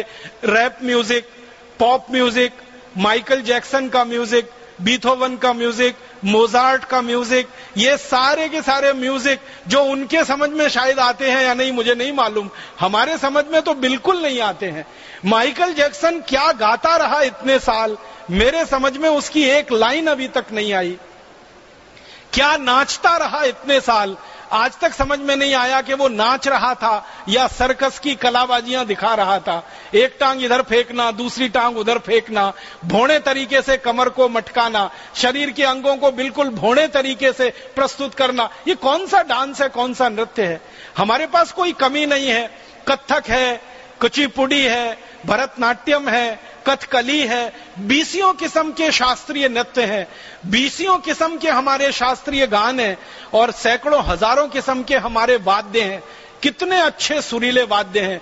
बांसुरी हमारे पास है, सितार हमारे पास है, सरोद हमारे पास है, तबला हमारे पास है, हारमोनियम हमारे पास है, और विदेशियों के पास एक ही है, वो ब्रास बैंड जो बजता है बाजारों में और बारातों के आगे। आपने देखा है वो लंबा सा भोंगा सा वो गोल गोल रहता है ना, जिसको बजाने में पूरे फेफड़े निकल आते हैं उसके, वो ये ब्रास बैंड अंग्रेजों का है, ये अपना नहीं है।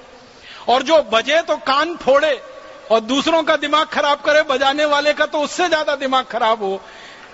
मेरी एक बहुत विनती है आपसे, ये मेरे हृदय की बात है कि भारत स्वाभिमान के किसी भी कार्यकर्ता भाई बहन के घर में बेटे बेटी की शादी हो या आपकी अपनी खुद की शादी हो, तो कृपया करके ये ब्रास बैंड तो बिल्कुल मत ले जाना, क्योंकि ये अंग्रेजों की परंपरा है ब्रास बैंड की। अंग्रेजों की फौज जब दुश्मन पे हमला करने जाती थी तो आगे आगे ये ब्रास बैंड बजाते हुए चलता था। हम किसी पे हमला करने नहीं जा रहे हैं, हम किसी की बेटी को अपने घर की बहू बनाने के लिए बड़े पवित्र और आध्यात्मिक काम के लिए जा रहे हैं, और उसमें ये ब्रास बैंड आप बजाएं तो लगता यही है कि आप भी अंग्रेजों की तरह से हमला करने जा रहे हैं उसपे। तो आपसे इसके लिए माफी चाहता हूं। आपकी अगर शादी नहीं हुई है, होने वाली है, तो ब्रास बैंड तो बिल्कुल मत बजवाना। आप बोलेंगे फिर क्या बजवाएं? आपको अगर बजवानी है तो शहनाई बजवाना। शहनाई भारतीय वाद्य है और जब बजता है तो कानों में ऐसा रस घोलता है कि दिल करता है सुनते ही जाओ, सुनते ही जाओ, सुनते ही जाओ। बांसुरी बजवाना, शहनाई बजवाना, सितार बजवाना, सरोद बजवाना और कुछ बजवा लेना, ये ब्रास बैंड तो बिल्कुल नहीं। और अगर कुछ ना मिले तो बिना कुछ बजाए ही ले आना। तो व्यक्तिगत जीवन से ये अंग्रेजों की गुलामियों को हम जरा छोड़ें।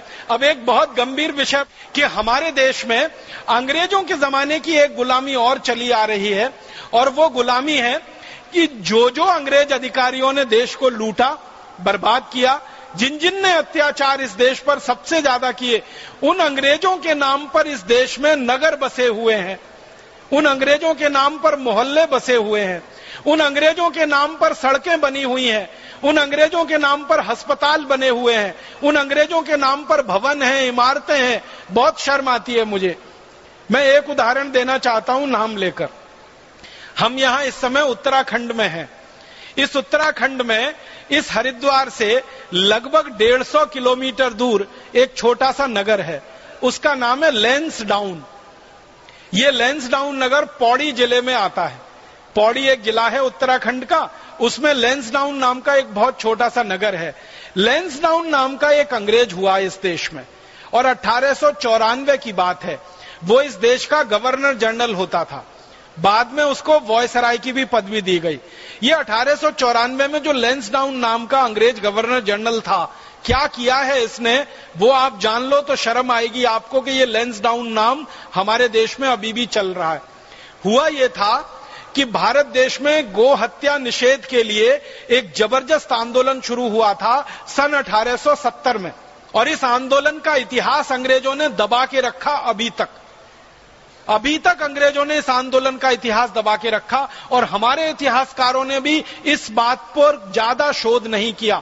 सन 1870 से लेकर 1894 तक माने 24 साल इस देश में गो हत्या निषेध का जबरदस्त आंदोलन था। और अंग्रेजों की खुफिया विभाग की एक रिपोर्ट के अनुसार मैं आपसे कहना चाहता हूं, अंग्रेजों के खुफिया अधिकारी का यह कहना था कि 1857 का आंदोलन जितना बड़ा था उससे कई गुना बड़ा यह गो हत्या निषेध का आंदोलन था, जो 1870 में शुरू हुआ और 1894 तक चला। बहुत गौरव से मुझे ये कहना है कि इस आंदोलन की शुरुआत आर्य समाज के लोगों ने की थी, आर्य समाज के कार्यकर्ताओं ने की थी। आप जानते हैं, परम पूजनीय महर्षि दयानंद की शिक्षाओं से प्रेरित और प्रभावित होकर बहुत सारे युवक आजादी के आंदोलन में कूदे थे। परम पूजनीय महर्षि दयानंद से ही प्रभावित होकर बहुत सारे युवक गोरक्षा आंदोलन में और गो हत्या निषेध के आंदोलन में 1870 में कूदे थे। आर्य समाज की स्थापना तो 1875 में हुई, लेकिन आर्य समाज की नींव परम पूजनीय स्वामी दयानंद के कार्यों से पहले ही पड़ चुकी थी। तो 1870 में यह आंदोलन शुरू हुआ। आज जिस स्थान पर हरियाणा है, पहले यह पंजाब हुआ करता था, हरियाणा आजादी के बाद बना है, इस इलाके से यह आंदोलन शुरू हुआ। और अंग्रेजों की खुफिया रिपोर्ट बताती है कि सबसे पहले यह आंदोलन जींद से शुरू हुआ था। जींद एक बड़ी रियासत हुआ करती थी उस जमाने में, वहां से गोरक्षा आंदोलन 1870 में शुरू हुआ। गोरक्षा सभा बनाई गई थी जींद में, उसमें कार्यकर्ताओं ने संकल्प लिया था कि गाय को कटने नहीं देंगे और जो अंग्रेज गाय काटेगा उस अंग्रेज को हम काटेंगे। ऐसे करके आंदोलन फैला। जींद एक छोटे से स्थान से शुरू हुआ आंदोलन धीरे धीरे संपूर्ण भारत में फैल गया। 1894 तक आते आते 1 करोड़ से ज्यादा कार्यकर्ता इस गोरक्षा आंदोलन में शामिल हो गए। 1 करोड़ से ज्यादा कार्यकर्ता पूरे देश में। और इन कार्यकर्ताओं ने जगह जगह कत्लखाने बंद कराना शुरू कर दिया। और ये कत्लखाने बंद कराने का काम कैसे किया करते थे? अंग्रेजों के कत्लखाने जो चला करते थे उनके सामने जाकर ये लेट जाते थे, और जो गाड़ियां पशुओं को भर के ले जाती थी उनके सामने ये कार्यकर्ता लेट जाते थे और कहते थे हमारे ऊपर से लेके जाओ, तब ये पशुओं का कत्ल होगा, हम पहले मरेंगे बाद में ये पशु कटेंगे। इतना जबरदस्त आंदोलन था। परिणाम ये होने लगा कि जगह जगह अंग्रेजों को कत्ल करने के लिए जानवर मिलना बंद हो गए। इन 1 करोड़ से ज्यादा कार्यकर्ताओं ने गांव गांव के किसानों को समझाना शुरू किया कि अंग्रेज तो गाय काटते हैं, हम तो गाय पालते हैं, हम गाय बेचेंगे नहीं अंग्रेजों को, गाय देंगे नहीं अंग्रेजों को, तो अंग्रेज काटेंगे कैसे? इस तरह से यह आंदोलन बढ़ा। अंग्रेजों की हालत खराब हो गई। जब जगह जगह कत्लखानों को गाय मिलना बंद हो गई तो गाय का मांस खाना अंग्रेजों को तो बहुत आवश्यक था। बिना गाय का मांस खाए वो एक दिन भी रह नहीं सकते थे। तो अंग्रेजी सेना में विद्रोह की स्थिति आ गई और अंग्रेजी सैनिकों ने कहा कि गाय का मांस नहीं मिलेगा तो हम बगावत करेंगे, विद्रोह करेंगे। अब अंग्रेजी सरकार के लिए एक तरफ कुआं एक तरफ खाई। ये गोरक्षा आंदोलन करने वाले कार्यकर्ता गाय मिलने नहीं दे रहे थे कटने को, और अंग्रेजी सैनिक गाय का मांस ना मिले तो बगावत करने को तैयार। तो अंग्रेजों की महारानी ने एक हस्तक्षेप किया। विक्टोरिया ने लैंसडाउन नाम के एक अंग्रेज अधिकारी को पत्र लिखा। लैंसडाउन उस समय गवर्नर जनरल था। 1894 के आसपास वो पत्र इसके पास आया और उस विक्टोरिया ने उस पत्र में लिखा कि ये जो गाय भारत में कटती है ये तो हमारे लिए ही कटती है, ये बात तो सही है, क्योंकि भारतवासी तो गाय का मांस खाना पसंद करते नहीं है। आप इस बात पर ध्यान देना। विक्टोरिया खुद लिख रही है इस बात को। वो कह रही है कि गाय भारत में कटती है वो तो हमारे लिए कटती है, भारतवासी गाय खाना पसंद नहीं करते हैं। और वो कहती है कि भारत के मुसलमान भी गाय खाना पसंद नहीं करते हैं, क्योंकि इनके पूर्वज सब हिंदू थे और हिंदुओं ने गाय के मांस को खाना कभी स्वीकार किया नहीं, इसलिए भारत के मुसलमान भी गाय खाना पसंद नहीं करते।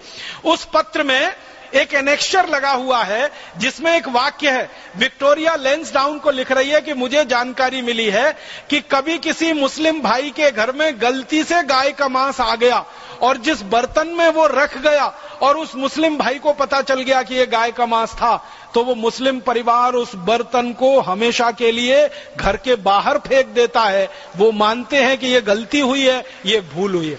तो विक्टोरिया लिख रही है पत्र में कि ना तो भारत के मुसलमान गाय का मांस खा रहे हैं, ना हिंदू खा सकते हैं, गाय कट रही है तो अंग्रेजों के लिए कट रही है। अब गोरक्षा आंदोलन जो चल पड़ा है पूरे भारत में, हमको गाय मिलना बंद हो गई है, हमारे कत्लखाने बंद हो रहे हैं, तो इसका अब एक ही उपाय है। लैंसडाउन को वो कह रही है चिट्ठी में, इसका एक ही उपाय है। क्या उपाय है? लैंसडाउन को वो कह रही है तुम ऐसा करो कि भारत के जो कत्लखाने अंग्रेजों के लिए चल रहे हैं और मांस अंग्रेजों के लिए पैदा हो रहा है, इन कत्लखानों में गाय का कत्ल करने के लिए मुसलमानों की भर्ती करो। इस पे ध्यान दीजिएगा वाक्य पे। वो कहती है मुसलमानों की भर्ती करो। इसका माने गाय काटने का काम मुसलमान नहीं, उन कत्लखानों में अंग्रेज ही करते रहे होंगे, तो अंग्रेजों को हटाकर मुसलमानों की भर्ती करो और हिंदुओं को यह बताओ भारत में कि तुम्हारी गाय मुसलमान काट रहे हैं। तो ये हिंदू और मुसलमान जो मिलकर गोरक्षा के आंदोलन में लड़ रहे हैं, ये आपस में लड़ने लगेंगे और हमारा रास्ता खुल जाएगा और हमारी नीति डिवाइड एंड रूल, बांटो और राज करो, फूट डालो और राज करो, सफल हो जाएगी और हमारी सेना में भी बगावत नहीं होगी और हमारे सेना के लोगों को मांस भी मिलता रहेगा, कत्लखाने भी चलते रहेंगे। ये पत्र लिखा उसने लैंसडाउन को। लैंसडाउन ने पत्र पढ़ा, उसने फिर मीटिंग बुलाई। मीटिंग बुला के उसने आदेश दिया कि जितने सरकारी कत्लखाने हैं उनमें मुसलमानों की भर्ती की जाए। तो मुसलमानों में से कोई तैयार ही नहीं हुआ भर्ती के लिए, कोई आया ही नहीं। तो उन्होंने कहा कि ढूंढो, कोई तो मुसलमानों में जाति समूह होगा जिसको हम इस काम में लगा सकें। तो कुरैशी जाति समूह के मुसलमानों को प्रताड़ित करके, अत्याचार करके, मार पीट के अंग्रेजों ने गाय के कत्ल के काम में लगाया और उनको इतना प्रताड़ित करते थे कि गाय काटो, गाय काटो। फिर होता क्या था कि ये गाय काटते थे कुरैशी समाज के लोग अंग्रेजों के दबाव में आकर। फिर अंग्रेज इसको पूरे देश में प्रचारित करते थे हिंदुओं के बीच में कि देखो तुम्हारी गाय तो मुसलमान काट रहे हैं। तो 1870 से 1894 तक जो आंदोलन चला गोरक्षा का, जिसमें हिंदू मुसलमान दोनों साथ मिलकर गाय को बचाने के लिए लड़ रहे थे। आपको सुनकर ताज्जुब होगा, जींद की जो गोरक्षा समिति 1870 में बनी, उसमें 11 हिंदू थे और 7 मुसलमान थे। 18 लोगों की समिति थी। हर जगह गोरक्षा की समिति में हिंदू मुसलमान साथ में मिलकर काम कर रहे थे। विक्टोरिया ने लैंसडाउन को आदेश देकर मुसलमानों से जबरदस्ती गाय कटवाकर कुरैशी समाज के लोगों को दबाव डालकर एक घृणित काम शुरू किया और सारे देश में यह लहर फैल गई। हिंदू और मुसलमान जो मिलकर गाय को बचा रहे थे, विक्टोरिया की इस पत्र के बाद की जो नीति बनी, उसमें हिंदू और मुसलमान आपस में लड़ने लगे। मुसलमानों के बीच में प्रचार किया गया कि कुरैशी को बहिष्कार करो क्योंकि ये गाय काट रहे हैं। हिंदुओं में प्रचार किया कि कुरैशियों को मारो पीटो क्योंकि तुम्हारी गाय काट रहे हैं, और अंग्रेज पूरे सुरक्षित हो गए। 1894 से ये नीति बनी और 1897 में इस नीति ने पूरे देश में एक विस्फोट कर दिया। और पहली बार मुझे ये दुख है कहते हुए कि हिंदू मुसलमान का पहला दंगा 1897 में अंग्रेजों ने कराया। वो इस नीति के तहत कराया ताकि ये हिंदू मुसलमान अलग अलग हो जाए और इस देश की गाय कटती रहे और अंग्रेजों का शासन सुरक्षित रहे। लैंसडाउन वो खतरनाक अंग्रेज अधिकारी था जिसने हिंदू मुसलमानों को लड़वाया और हिंदुओं को मुसलमानों के खिलाफ, मुसलमानों को हिंदुओं के खिलाफ बरगलाया। ये लैंसडाउन ने कुछ टीम बना रखी थी। आपको सुन के लगेगा कि कितना घृणित आदमी था वो। उसकी टीम के लोग जाते थे और किसी मस्जिद के सामने रात को 2:30-3 बजे सुअर काट के डाल के चले आते थे, लैंसडाउन की टीम के लोग। और सवेरे हल्ला मचता था, देखो हिंदुओं ने सुअर काट के मस्जिद में डाल दिया। फिर लैंसडाउन के लोग जाते थे और किसी मंदिर के सामने गाय को काट के छोड़ के चले आते थे और लैंसडाउन के कर्मचारी प्रचार करते थे, देखो मुसलमानों ने गाय को काट दिया। इस तरीके से दंगा भड़काया और 1897 में जो दंगा भड़का इस देश में, वो दंगा भड़कते भड़कते 1905 तक इतना खतरनाक हो गया कि अंग्रेजों ने हिंदू और मुसलमानों के आधार पर देश का विभाजन करने का तय कर लिया और बंगाल राज्य को पूर्वी बंगाल और पश्चिमी बंगाल में बांट दिया। जिस अंग्रेज अधिकारी लैंसडाउन ने यह विष का बीज बोया हिंदू और मुसलमानों में, उस लैंसडाउन के नाम से इस उत्तराखंड में एक पूरा शहर बसा हुआ है, एक नगर बसा हुआ है, उसका नाम लैंसडाउन है। आत्मा को दुख होता है, कष्ट होता है, क्रोध आता है कि लैंसडाउन ने हिंदू मुसलमानों को लड़ाया। गाय का मांस अंग्रेजों को खाने को मिलता रहे, इसके लिए गाय का कत्ल करने के लिए कत्ल खाने चालू करवा के रखे। उस लैंसडाउन का नाम हम क्यों लें और उसके नाम पर कोई शहर का नाम क्यों बने? मैं अपील करना चाहता हूं लैंसडाउन की नगर पालिका से, लैंसडाउन की नगर परिषद से। मैं अपील करना चाहता हूं उत्तराखंड के सरकार के मुख्यमंत्री से, उत्तराखंड की सरकार से अपील करना चाहता हूं कि जितनी जल्दी हो ये लैंसडाउन नाम के कलंक को, इस पाप को उत्तराखंड से जितनी जल्दी मिटा दिया जाए उतना अच्छा है। ये उत्तराखंड देवभूमि है, ये उत्तराखंड ऋषियों की भूमि है, ये उत्तराखंड मुनियों की भूमि है। यहां बड़े बड़े मुनियों ने तपस्या की है, बड़े बड़े ऋषियों ने तपस्या की है। पवित्र भूमि है, अध्यात्म की भूमि, धर्म की भूमि। और इस धर्म, पवित्रता और अध्यात्म की भूमि पर एक नराधम और पिशाच नाम का व्यक्ति लैंसडाउन, उसके नाम पर नगर बसे और सरकार को बार बार वो नाम अपने रिकॉर्ड्स में लिखना पड़े। मेरे जैसे व्यक्ति को लैंसडाउन जाना पड़े तो मेरे नाम को उच्चारण बार बार करना पड़े, लैंसडाउन लैंसडाउन लैंसडाउन। अपमान की बात है, शर्म की बात है, ये गुलामी घोर है। इस गुलामी को भी खत्म करना है। इस लैंसडाउन का नाम जल्दी से जल्दी बदला जाए, किसी महर्षि के नाम पर, किसी ऋषि के नाम पर इसका नामकरण किया जाए, और नहीं हो सके तो भारत के किसी क्रांतिवीर के नाम पर इसका नाम रख दिया जाए। और भले वो क्रांतिवीर उत्तराखंड के हों, हो सकता है वो भारत के किसी भी इलाके के हों, उत्तराखंड के भी हो सकते हैं। इसी तरह मुझे और एक बात कहनी है। एक बहुत खराब अंग्रेज जिसका जिक्र मैं पहले कर चुका हूं, डलहौजी, जिसने इस देश के किसानों की जमीनें हड़पी, 10 करोड़ से ज्यादा किसानों को जिसने पूरी तरह से भूमिहीन बनाया, इस देश की रियासतें हड़पी। आपको मालूम है डलहौजी वो सबसे खतरनाक लुटेरा था जो भारत के कोहिनूर हीरे को लूट कर लंदन ले गया। यही डलहौजी है जिसने कोहिनूर हीरा लूटा है इस देश का।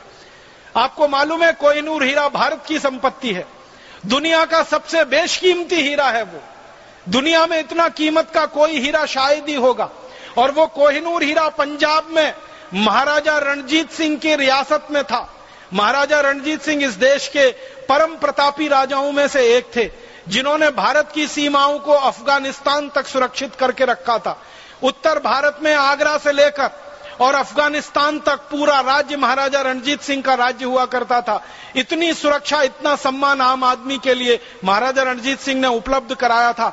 आपको एक हैरान करने वाली बात बताता हूं, हमारे देश में नहरों से सिंचाई की जा सकती है और नदियों को काटकर नहरें बनाई जा सकती हैं और उन नहरों से गांव के खेतों को सींचा जा सकता है। ये पूरी परिकल्पना और पूरी परियोजना महाराजा रणजीत सिंह ने शुरू कराई थी सबसे पहले इस देश में।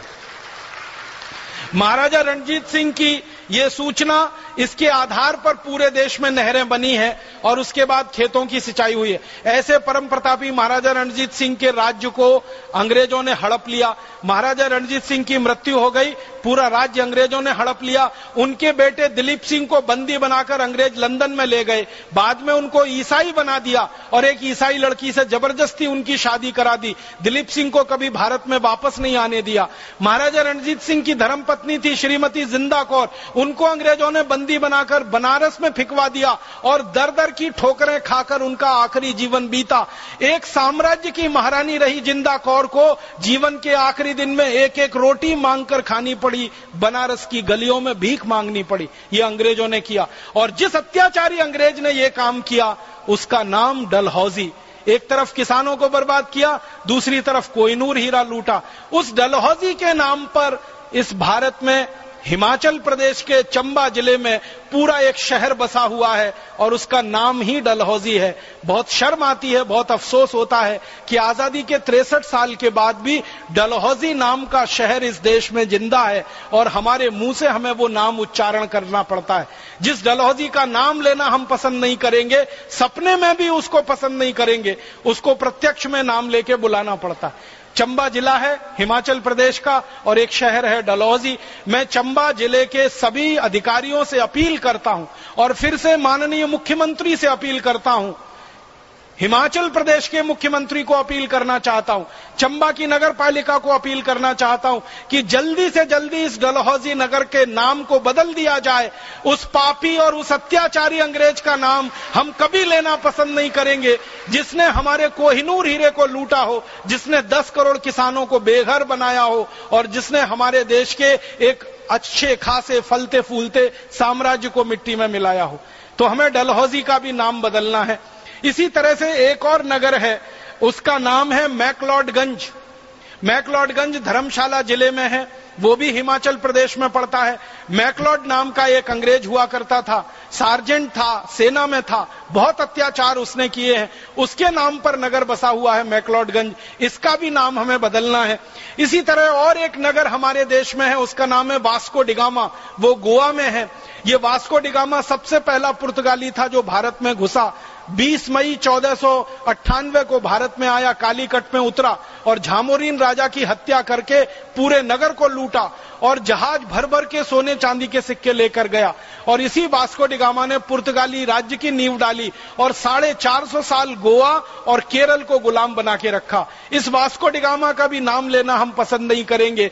इसलिए गोवा की सरकार को मैं अपील करता हूं कि जल्दी से जल्दी, जितना शीघ्र हो सके, वो विधानसभा में एक प्रस्ताव पारित करें और वास्को डिगामा नगर का नाम बदला जाए। भारत के किसी ऋषि महर्षि के नाम पर वो नाम रखा जाए या किसी क्रांतिवीर के नाम पर उस नाम को रखा जाए।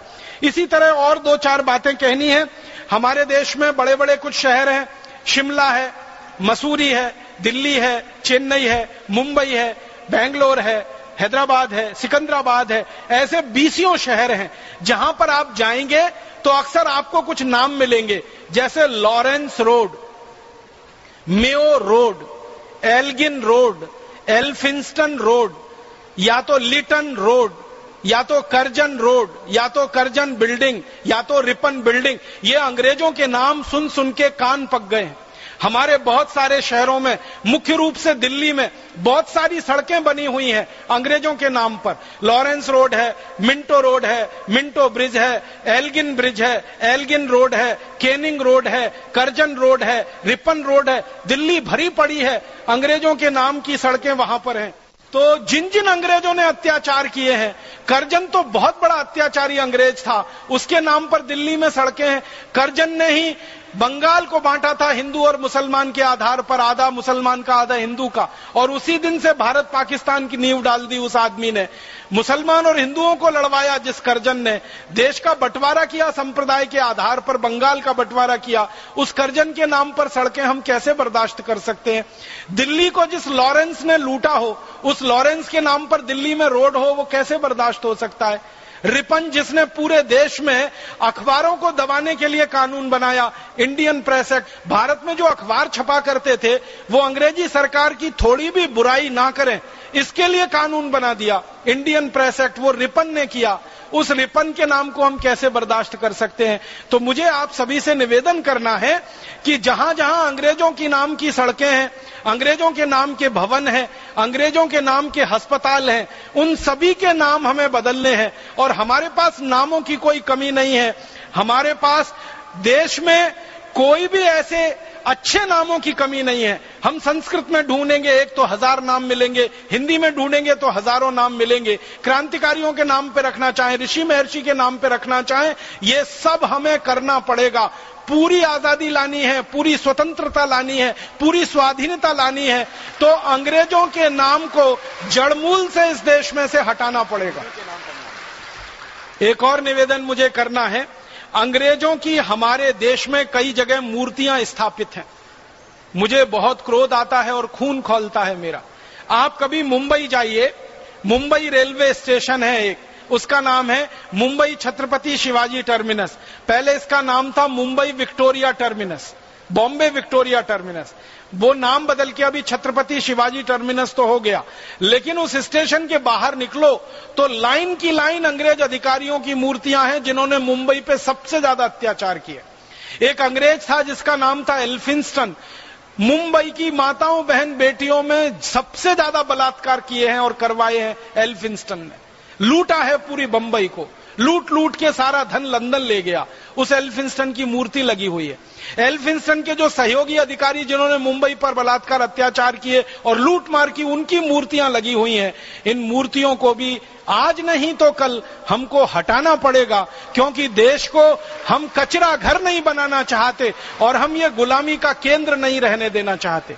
मुंबई में चर्चगेट स्टेशन पर भी ऐसी मूर्ति लगी है, उनको भी हटाना पड़ेगा। मुंबई में एल्फिंस्टन रोड स्टेशन है, इसका नाम बदलना पड़ेगा, किसी क्रांतिवीर के नाम पर उसका नाम हमें रखना पड़ेगा। मुंबई महाराष्ट्र में क्रांतिवीरों की कोई कमी नहीं है जिनके नामों पर हम रेलवे स्टेशन का नाम न रख सकें।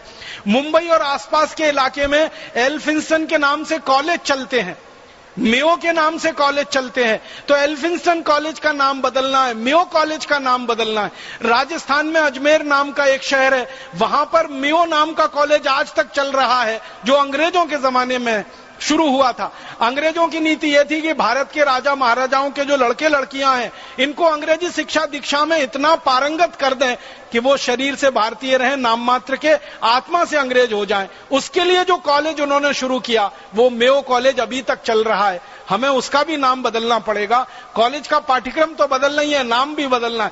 तो सारे देश में जगह जगह जहां भी अंग्रेजों के नाम पर आपको कोई दिखाई दे तो उसकी एक सूची बनाइए। पटना में देखिए, पटना में ऐसी कौन कौन से स्थान हैं जो अंग्रेजों के नाम पर हैं, कौन से चौराहे हैं, कौन सी गलियां हैं जो अंग्रेजों के नाम पर हैं। पूरे बिहार में और कहां कहां हैं, उसकी सूची बनाइए। बिहार सरकार को हम निवेदन करेंगे और जल्दी से प्रस्ताव पारित कराकर बिहार की असेंबली में भी कोशिश करेंगे कि ये नाम बदले जाएं। पूरे देश के सभी राज्यों में हमें ये प्रयास करना है।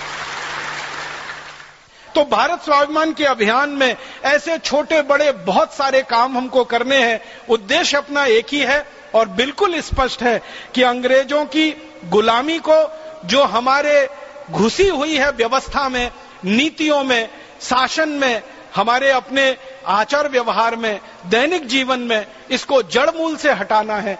अपने व्यक्तिगत जीवन से अंग्रेजियत को हटाना है, अपने राष्ट्र जीवन से अंग्रेजियत को हटाना है, अपने व्यक्तिगत जीवन से अंग्रेजी भाषा को हटाना है, अपने राष्ट्र जीवन से भी अंग्रेजी भाषा को हटाना है, अपने व्यक्तिगत जीवन से अंग्रेजी भूषा को हटाना है, अपने राष्ट्र जीवन के एक एक स्तर से अंग्रेजियत को हटाना है। इन सब हटाने के अभियानों में हम सब सेनानी बनेंगे और हमारे सेनापति परम पूजनीय स्वामी जी का एक एक निर्देश और एक एक आदेश का अपने जीवन के अंतिम दिन तक पालन करेंगे, क्योंकि संगठन जो होता है पूर्ण अनुशासन से चले तभी सफलता हासिल करता है। संगठन में थोड़ा भी अनुशासन बिगड़ जाए तो सफलता 100 साल दूर चली जाती है। एक बात कहकर मैं व्याख्यान खत्म करूंगा।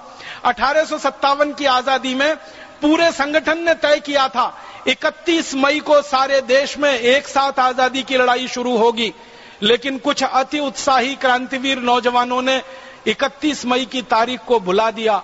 10 मई को ही सारा आजादी का लड़ाई का काम शुरू कर दिया। संगठन का निर्देश उस समय चूक गए मानने से परिणाम यह हुआ कि हम आजादी हासिल करने में 100 साल पीछे चले गए। अंग्रेज इतिहासकार इस बात को लिखते हैं कि अगर भारत के क्रांतिकारियों ने जल्दबाजी नहीं की होती, अति उत्साह नहीं दिखाया होता, 31 मई को जो तारीख तय हुई थी उसी तारीख को पूरे देश में क्रांति हुई होती, तो अंग्रेजों की कभी हिम्मत नहीं होती दोबारा भारत में आकर राज करने की, और अंग्रेजों की सारी पीठ और कमर टूट गई होती उसी समय। लेकिन कुछ क्रांतिवीरों ने अति उत्साह में आकर समय से पहले काम कर दिया। मैं आप सबसे हाथ जोड़कर विनती करना चाहता हूं, ऐसी दूसरी गलती हमें नहीं करनी है।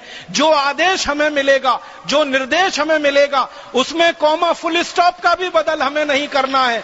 हमें हमारे आदेश और निर्देश पर जब सारा संगठन पूरे देश में किसी एक तारीख को, किसी एक दिन को आह्वान देगा, उसी दिन का हमें इंतजार करना है। तब तक तैयारी करनी है। जैसे युद्ध होता है तो सेना तैयारी करती है और तैयारी में कई कई महीने लगते हैं, कई बार साल लग जाते हैं। तो ये भारत स्वाभिमान का सैनिकों का ही एक संगठन है जो आजादी, संपूर्ण आजादी, सच्ची आजादी लाने के लिए लड़ रहा है। तो हम सब सैनिक अगले 6 महीने, साल भर, 2 साल, 3 साल, 4 साल एक एक तैयारी को करेंगे, आदेश और निर्देशों को पूरी तरह से पालन करते हुए, अपनी सेनापति की आज्ञा को पूरी तरह से मानते हुए, उसमें अपनी आज्ञा नहीं मिलाएंगे। सेनापति की आज्ञा हमारी आखिरी आज्ञा है और उसी के साथ हमें कदम ताल मिला के चलना है। ध्यान रखना है 1857 की गलती अब 2009 से 2014 में ना दोहराई जाए। तो मैं पूरे विश्वास से कहता हूं कि हम संपूर्ण आजादी हासिल करेंगे और सच्ची स्वतंत्रता इस देश के लिए लाएंगे। ऐसा बोलकर ईश्वर से प्रार्थना करता हूं कि वो हमको शक्ति दे, हमको साहस दे, हम में वीरता आए, हम में तेजस्विता आए और हम हमारे लक्ष्य की तरफ बिना रुके और बिना 1 मिनट हिचके हुए बढ़ते ही जाएं और लक्ष्य पाकर ही हम हमारे को सांस को थामे या हमारे को आराम और विश्राम की स्थिति में लाएं। आपका बहुत आभार, बहुत धन्यवाद।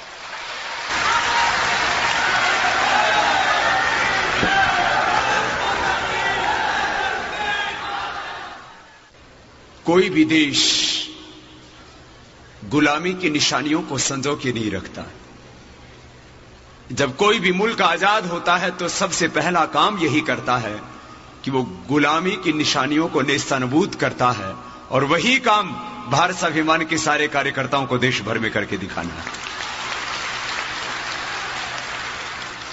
चाहे वो व्यवस्थागत गुलामी हो, नीतिगत गुलामी हो या विचारगत गुलामी हो, हमें आत्म परिवर्तन से व्यवस्था परिवर्तन के इस काम को आगे बढ़ाना है।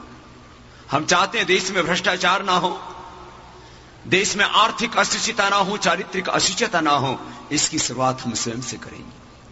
हमारी पूर्ण प्रतिबद्धता होनी चाहिए कि जीवन में हम किसी से भी 1 रुपए की भी बेईमानी कभी नहीं करेंगे। यह हमारा दृढ़ संकल्प होना चाहिए।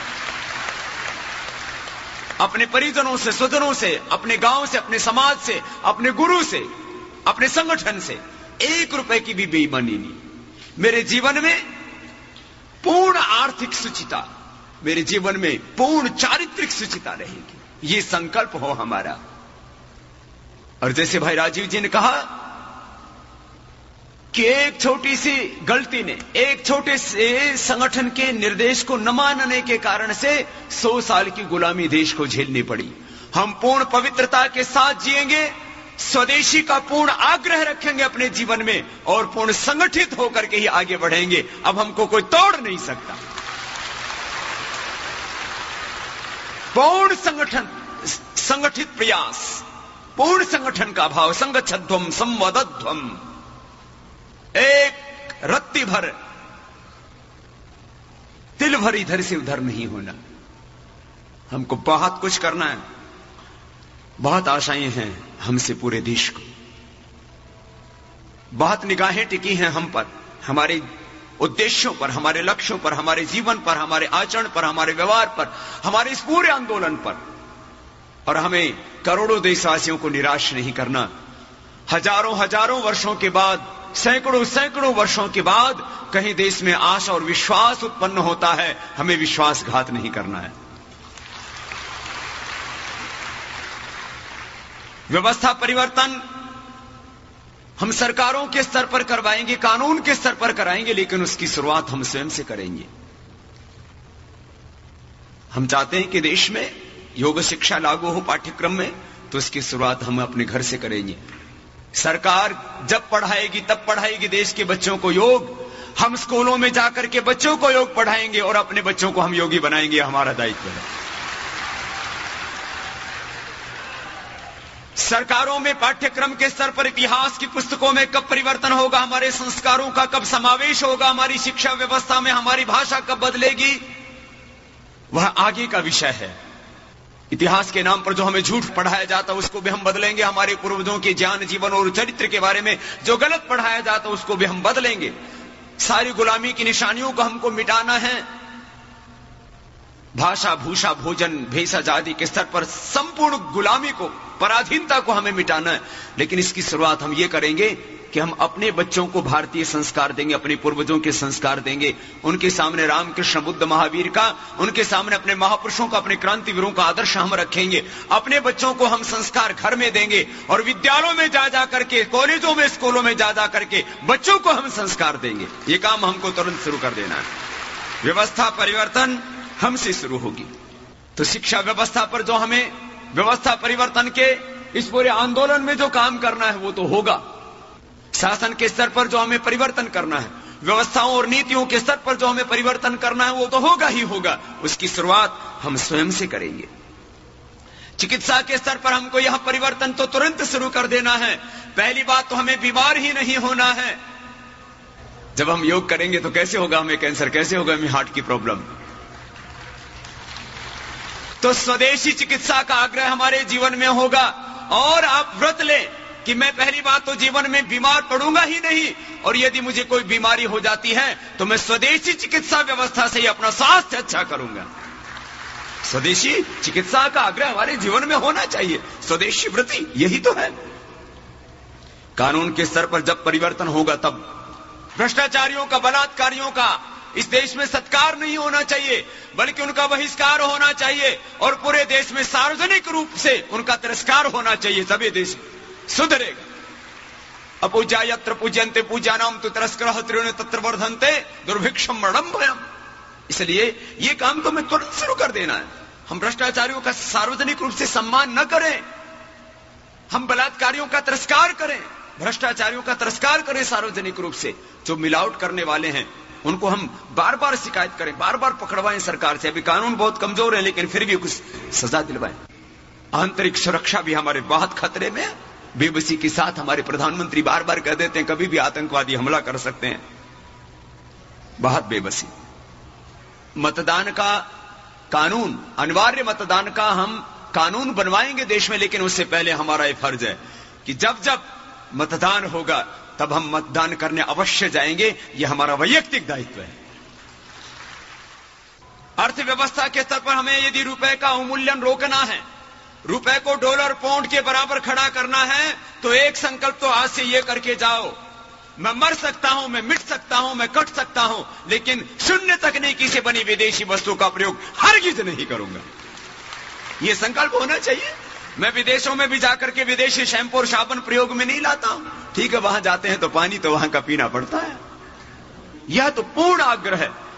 मेरे वस्त्र, मेरी वेशभूषा, मेरे जूते, मेरे चप्पल, मेरा टूथब्रश, मेरा साबुन, मेरा शैंपू, मेरा सब कुछ जो मैं नित्य दिनचर्या में प्रयोग में लाता हूं, दैनिक वस्तुओं के प्रयोग में आने वाले जो अलग अलग उत्पाद हैं, उनका मैं किसी भी विदेशी कंपनी का प्रयोग नहीं करूंगा। ये तो आज से ही संकल्प लेकर के जाएंगे। आप यदि किसान हैं तो मैं विश्व मुक्त कृषि करूंगा।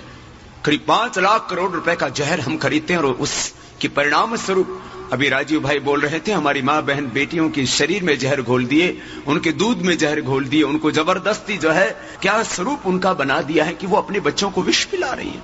हम एक किसान हैं तो हम संकल्प लेंगे कि हम विषय मुक्त कृषि करके स्वस्थ और समृद्ध भारत का निर्माण करेंगे। ऐसा संकल्प अपने हृदय में लेना है। हम जल का संरक्षण हम करेंगे। परस्पर अभिवादन में हम हलो हाय का प्रयोग नहीं करेंगे। चाहे आप कोई भी भारतीय शब्द का प्रयोग कीजिए, किसी भी मत पंथ संप्रदाय में आप रहते हैं, अरे कम से कम ये बात तो मुसलमानों से ही सीख लो। वो कभी भी जो है हलो हाय नहीं बोलते। और हम यहां पढ़े लिखे जो हो गए ना, हाय कैसे। और जितने पढ़े लिखे, मैं देखता हूं जितने ज्यादा पढ़े लिखे, जितने ज्यादा बड़े, उतने ज्यादा सड़े। लेकिन ये बात कई जगह लागू हो रही है। हम पढ़े लिखे होकर के और पूरी तरह से अंग्रेजियत में डूब गए। प्रेम के नाम पर भी वो क्या मनाते हैं, वैलेंटाइन डे। इनको ये नहीं पता वैलेंटाइन कौन था, बस वैलेंटाइन डे मना रहे। क्या कर रहे हैं, बूढ़े बुढ़िया भी हाँ वो फूल सा लेकर के कुटर कुटर, मैं तुम्हारे लिए प्रेम का फूल लेकर के आई हूं। थारा भला हो जाए। 468 ईस्वी में एक क्लोडियस नाम का महामूर्ख राजा हुआ। उसने कहा कि राज परिवार के लोग ही शादी करेंगे और दूसरा कोई शादी नहीं कर सकता। तो एक वैलेंटाइन नाम का एक चर्च में पादरी रहता था। वो लोगों की चोरी छिपे शादी कराता था। जब क्लोडियस उस महामूर्ख को पता लगा कि लोगों की शादी कराता तो उसको फांसी पर लटका दिया, सूली पर लटका दिया। तो बोले उसकी याद में हम जो है ना ये वैलेंटाइन डे मनाते हैं। ये तो बहुत गलत बात है। वैलेंटाइन डे का तुमसे क्या मतलब। हमारी तिथि, हमारी कालगणना, आज किसी से पूछो कौन सा सन चल रहा है, ईस्वी सन सबको पता है, विक्रम संवत किसी को नहीं पता या थोड़े लोगों को पता है। आज तिथि क्या है नहीं पता, डेट क्या है सबको पता है। हमारे दिन हमसे छूट गए, हमारे वर्ष हमसे छूट गए, हमारे काल की गणना हमसे छूट गई, हमारे अपनी चीजें हमसे छूटती जा रही हैं। अपनी संस्कृति, अपनी सभ्यता, अपना आचार, अपना शील। विदेशी लोगों में वस्तुगत विकास को मान्यता है, हमारे यहां विकास को मान्यता है। हम उपासना के जीवन में विश्वास रखते हैं, वो वासना के जीवन में, विलासिता के जीवन में विश्वास रखते हैं। वो मानते होंगे वैभव को, हमने तो त्याग को हमेशा पूजा है। हम भगवान श्याम को इसलिए नहीं पूछते कि उनके पास में करोड़ों अरबों की दौलत थी, हम इसलिए उनको पूछते हैं कि उन्होंने एक तरफ उनके लिए वनवास था और दूसरी तरफ राज्याभिषेक। उन्होंने विलासिता को छोड़ करके, महलों को छोड़ करके जंगल की राह ली थी, इसलिए हमने उनको पूजा था। हम वैभव की संस्कृति में नहीं, हम त्याग की संस्कृति में विश्वास रखने वाले लोग। अपना जन्मदिन हम मोमबत्तियां बुझा करके नहीं, घी के दिए जला करके हवन करके मनाए। हमने क्या हो गया, मोमबत्ती जलाई, फूंक मार दी, हे भगवान मेरी जीवन जो जल्दी बुझ जाए। क्या उल्टे काम में पड़ गए। अपने नामकरण हो, 16 संस्कार हो अपने, वो यज्ञ के साथ संपन्न हो। हमारा जन्मदिन जब पैदा होते हैं तब घर में यज्ञ हो, और जब जब जन्मदिन मनाया जाए तब तब घर में यज्ञ हो। और यज्ञ ना हो तो कम से कम दीप जला करके हम जन्मदिन मनाएं, वृक्ष लगा करके हम जन्मदिन मनाएं, किसी को खुशियां देकर के हम जन्मदिन मनाएं, मोमबत्तियां बुझा करके। मर्यादा, शील, यह हमारी संस्कृति है। दुराचार, व्यभिचार, ये सब कामाचार, ये हमारी संस्कृति नहीं। हमारे यहां पर मनोरंजन भूलने के लिए नहीं, मनोरंजन भी सीखने के लिए। हमारे यहां पर फुर्सत के वक्त में हम लोग अलग अलग वेदों के पारायण यज्ञ किया करते थे, सोम याग आदि किया करते थे। आज सारा मनोरंजन किसके लिए? बिगड़ने के लिए और भूलने के लिए। हमारे यहां मनोरंजन भी सुधरने के लिए और सीखने के लिए होता था। जैसे कि अभी भाई राजीव जी ने बताया कि हमारा संगीत हो, चाहे हमारा नृत्य हो, हमारी संपूर्ण हमारे जीवन शैली में, हमारे समाज में, हमारे राष्ट्र में भारत और भारतीयता, इसको हमें अपनाना है।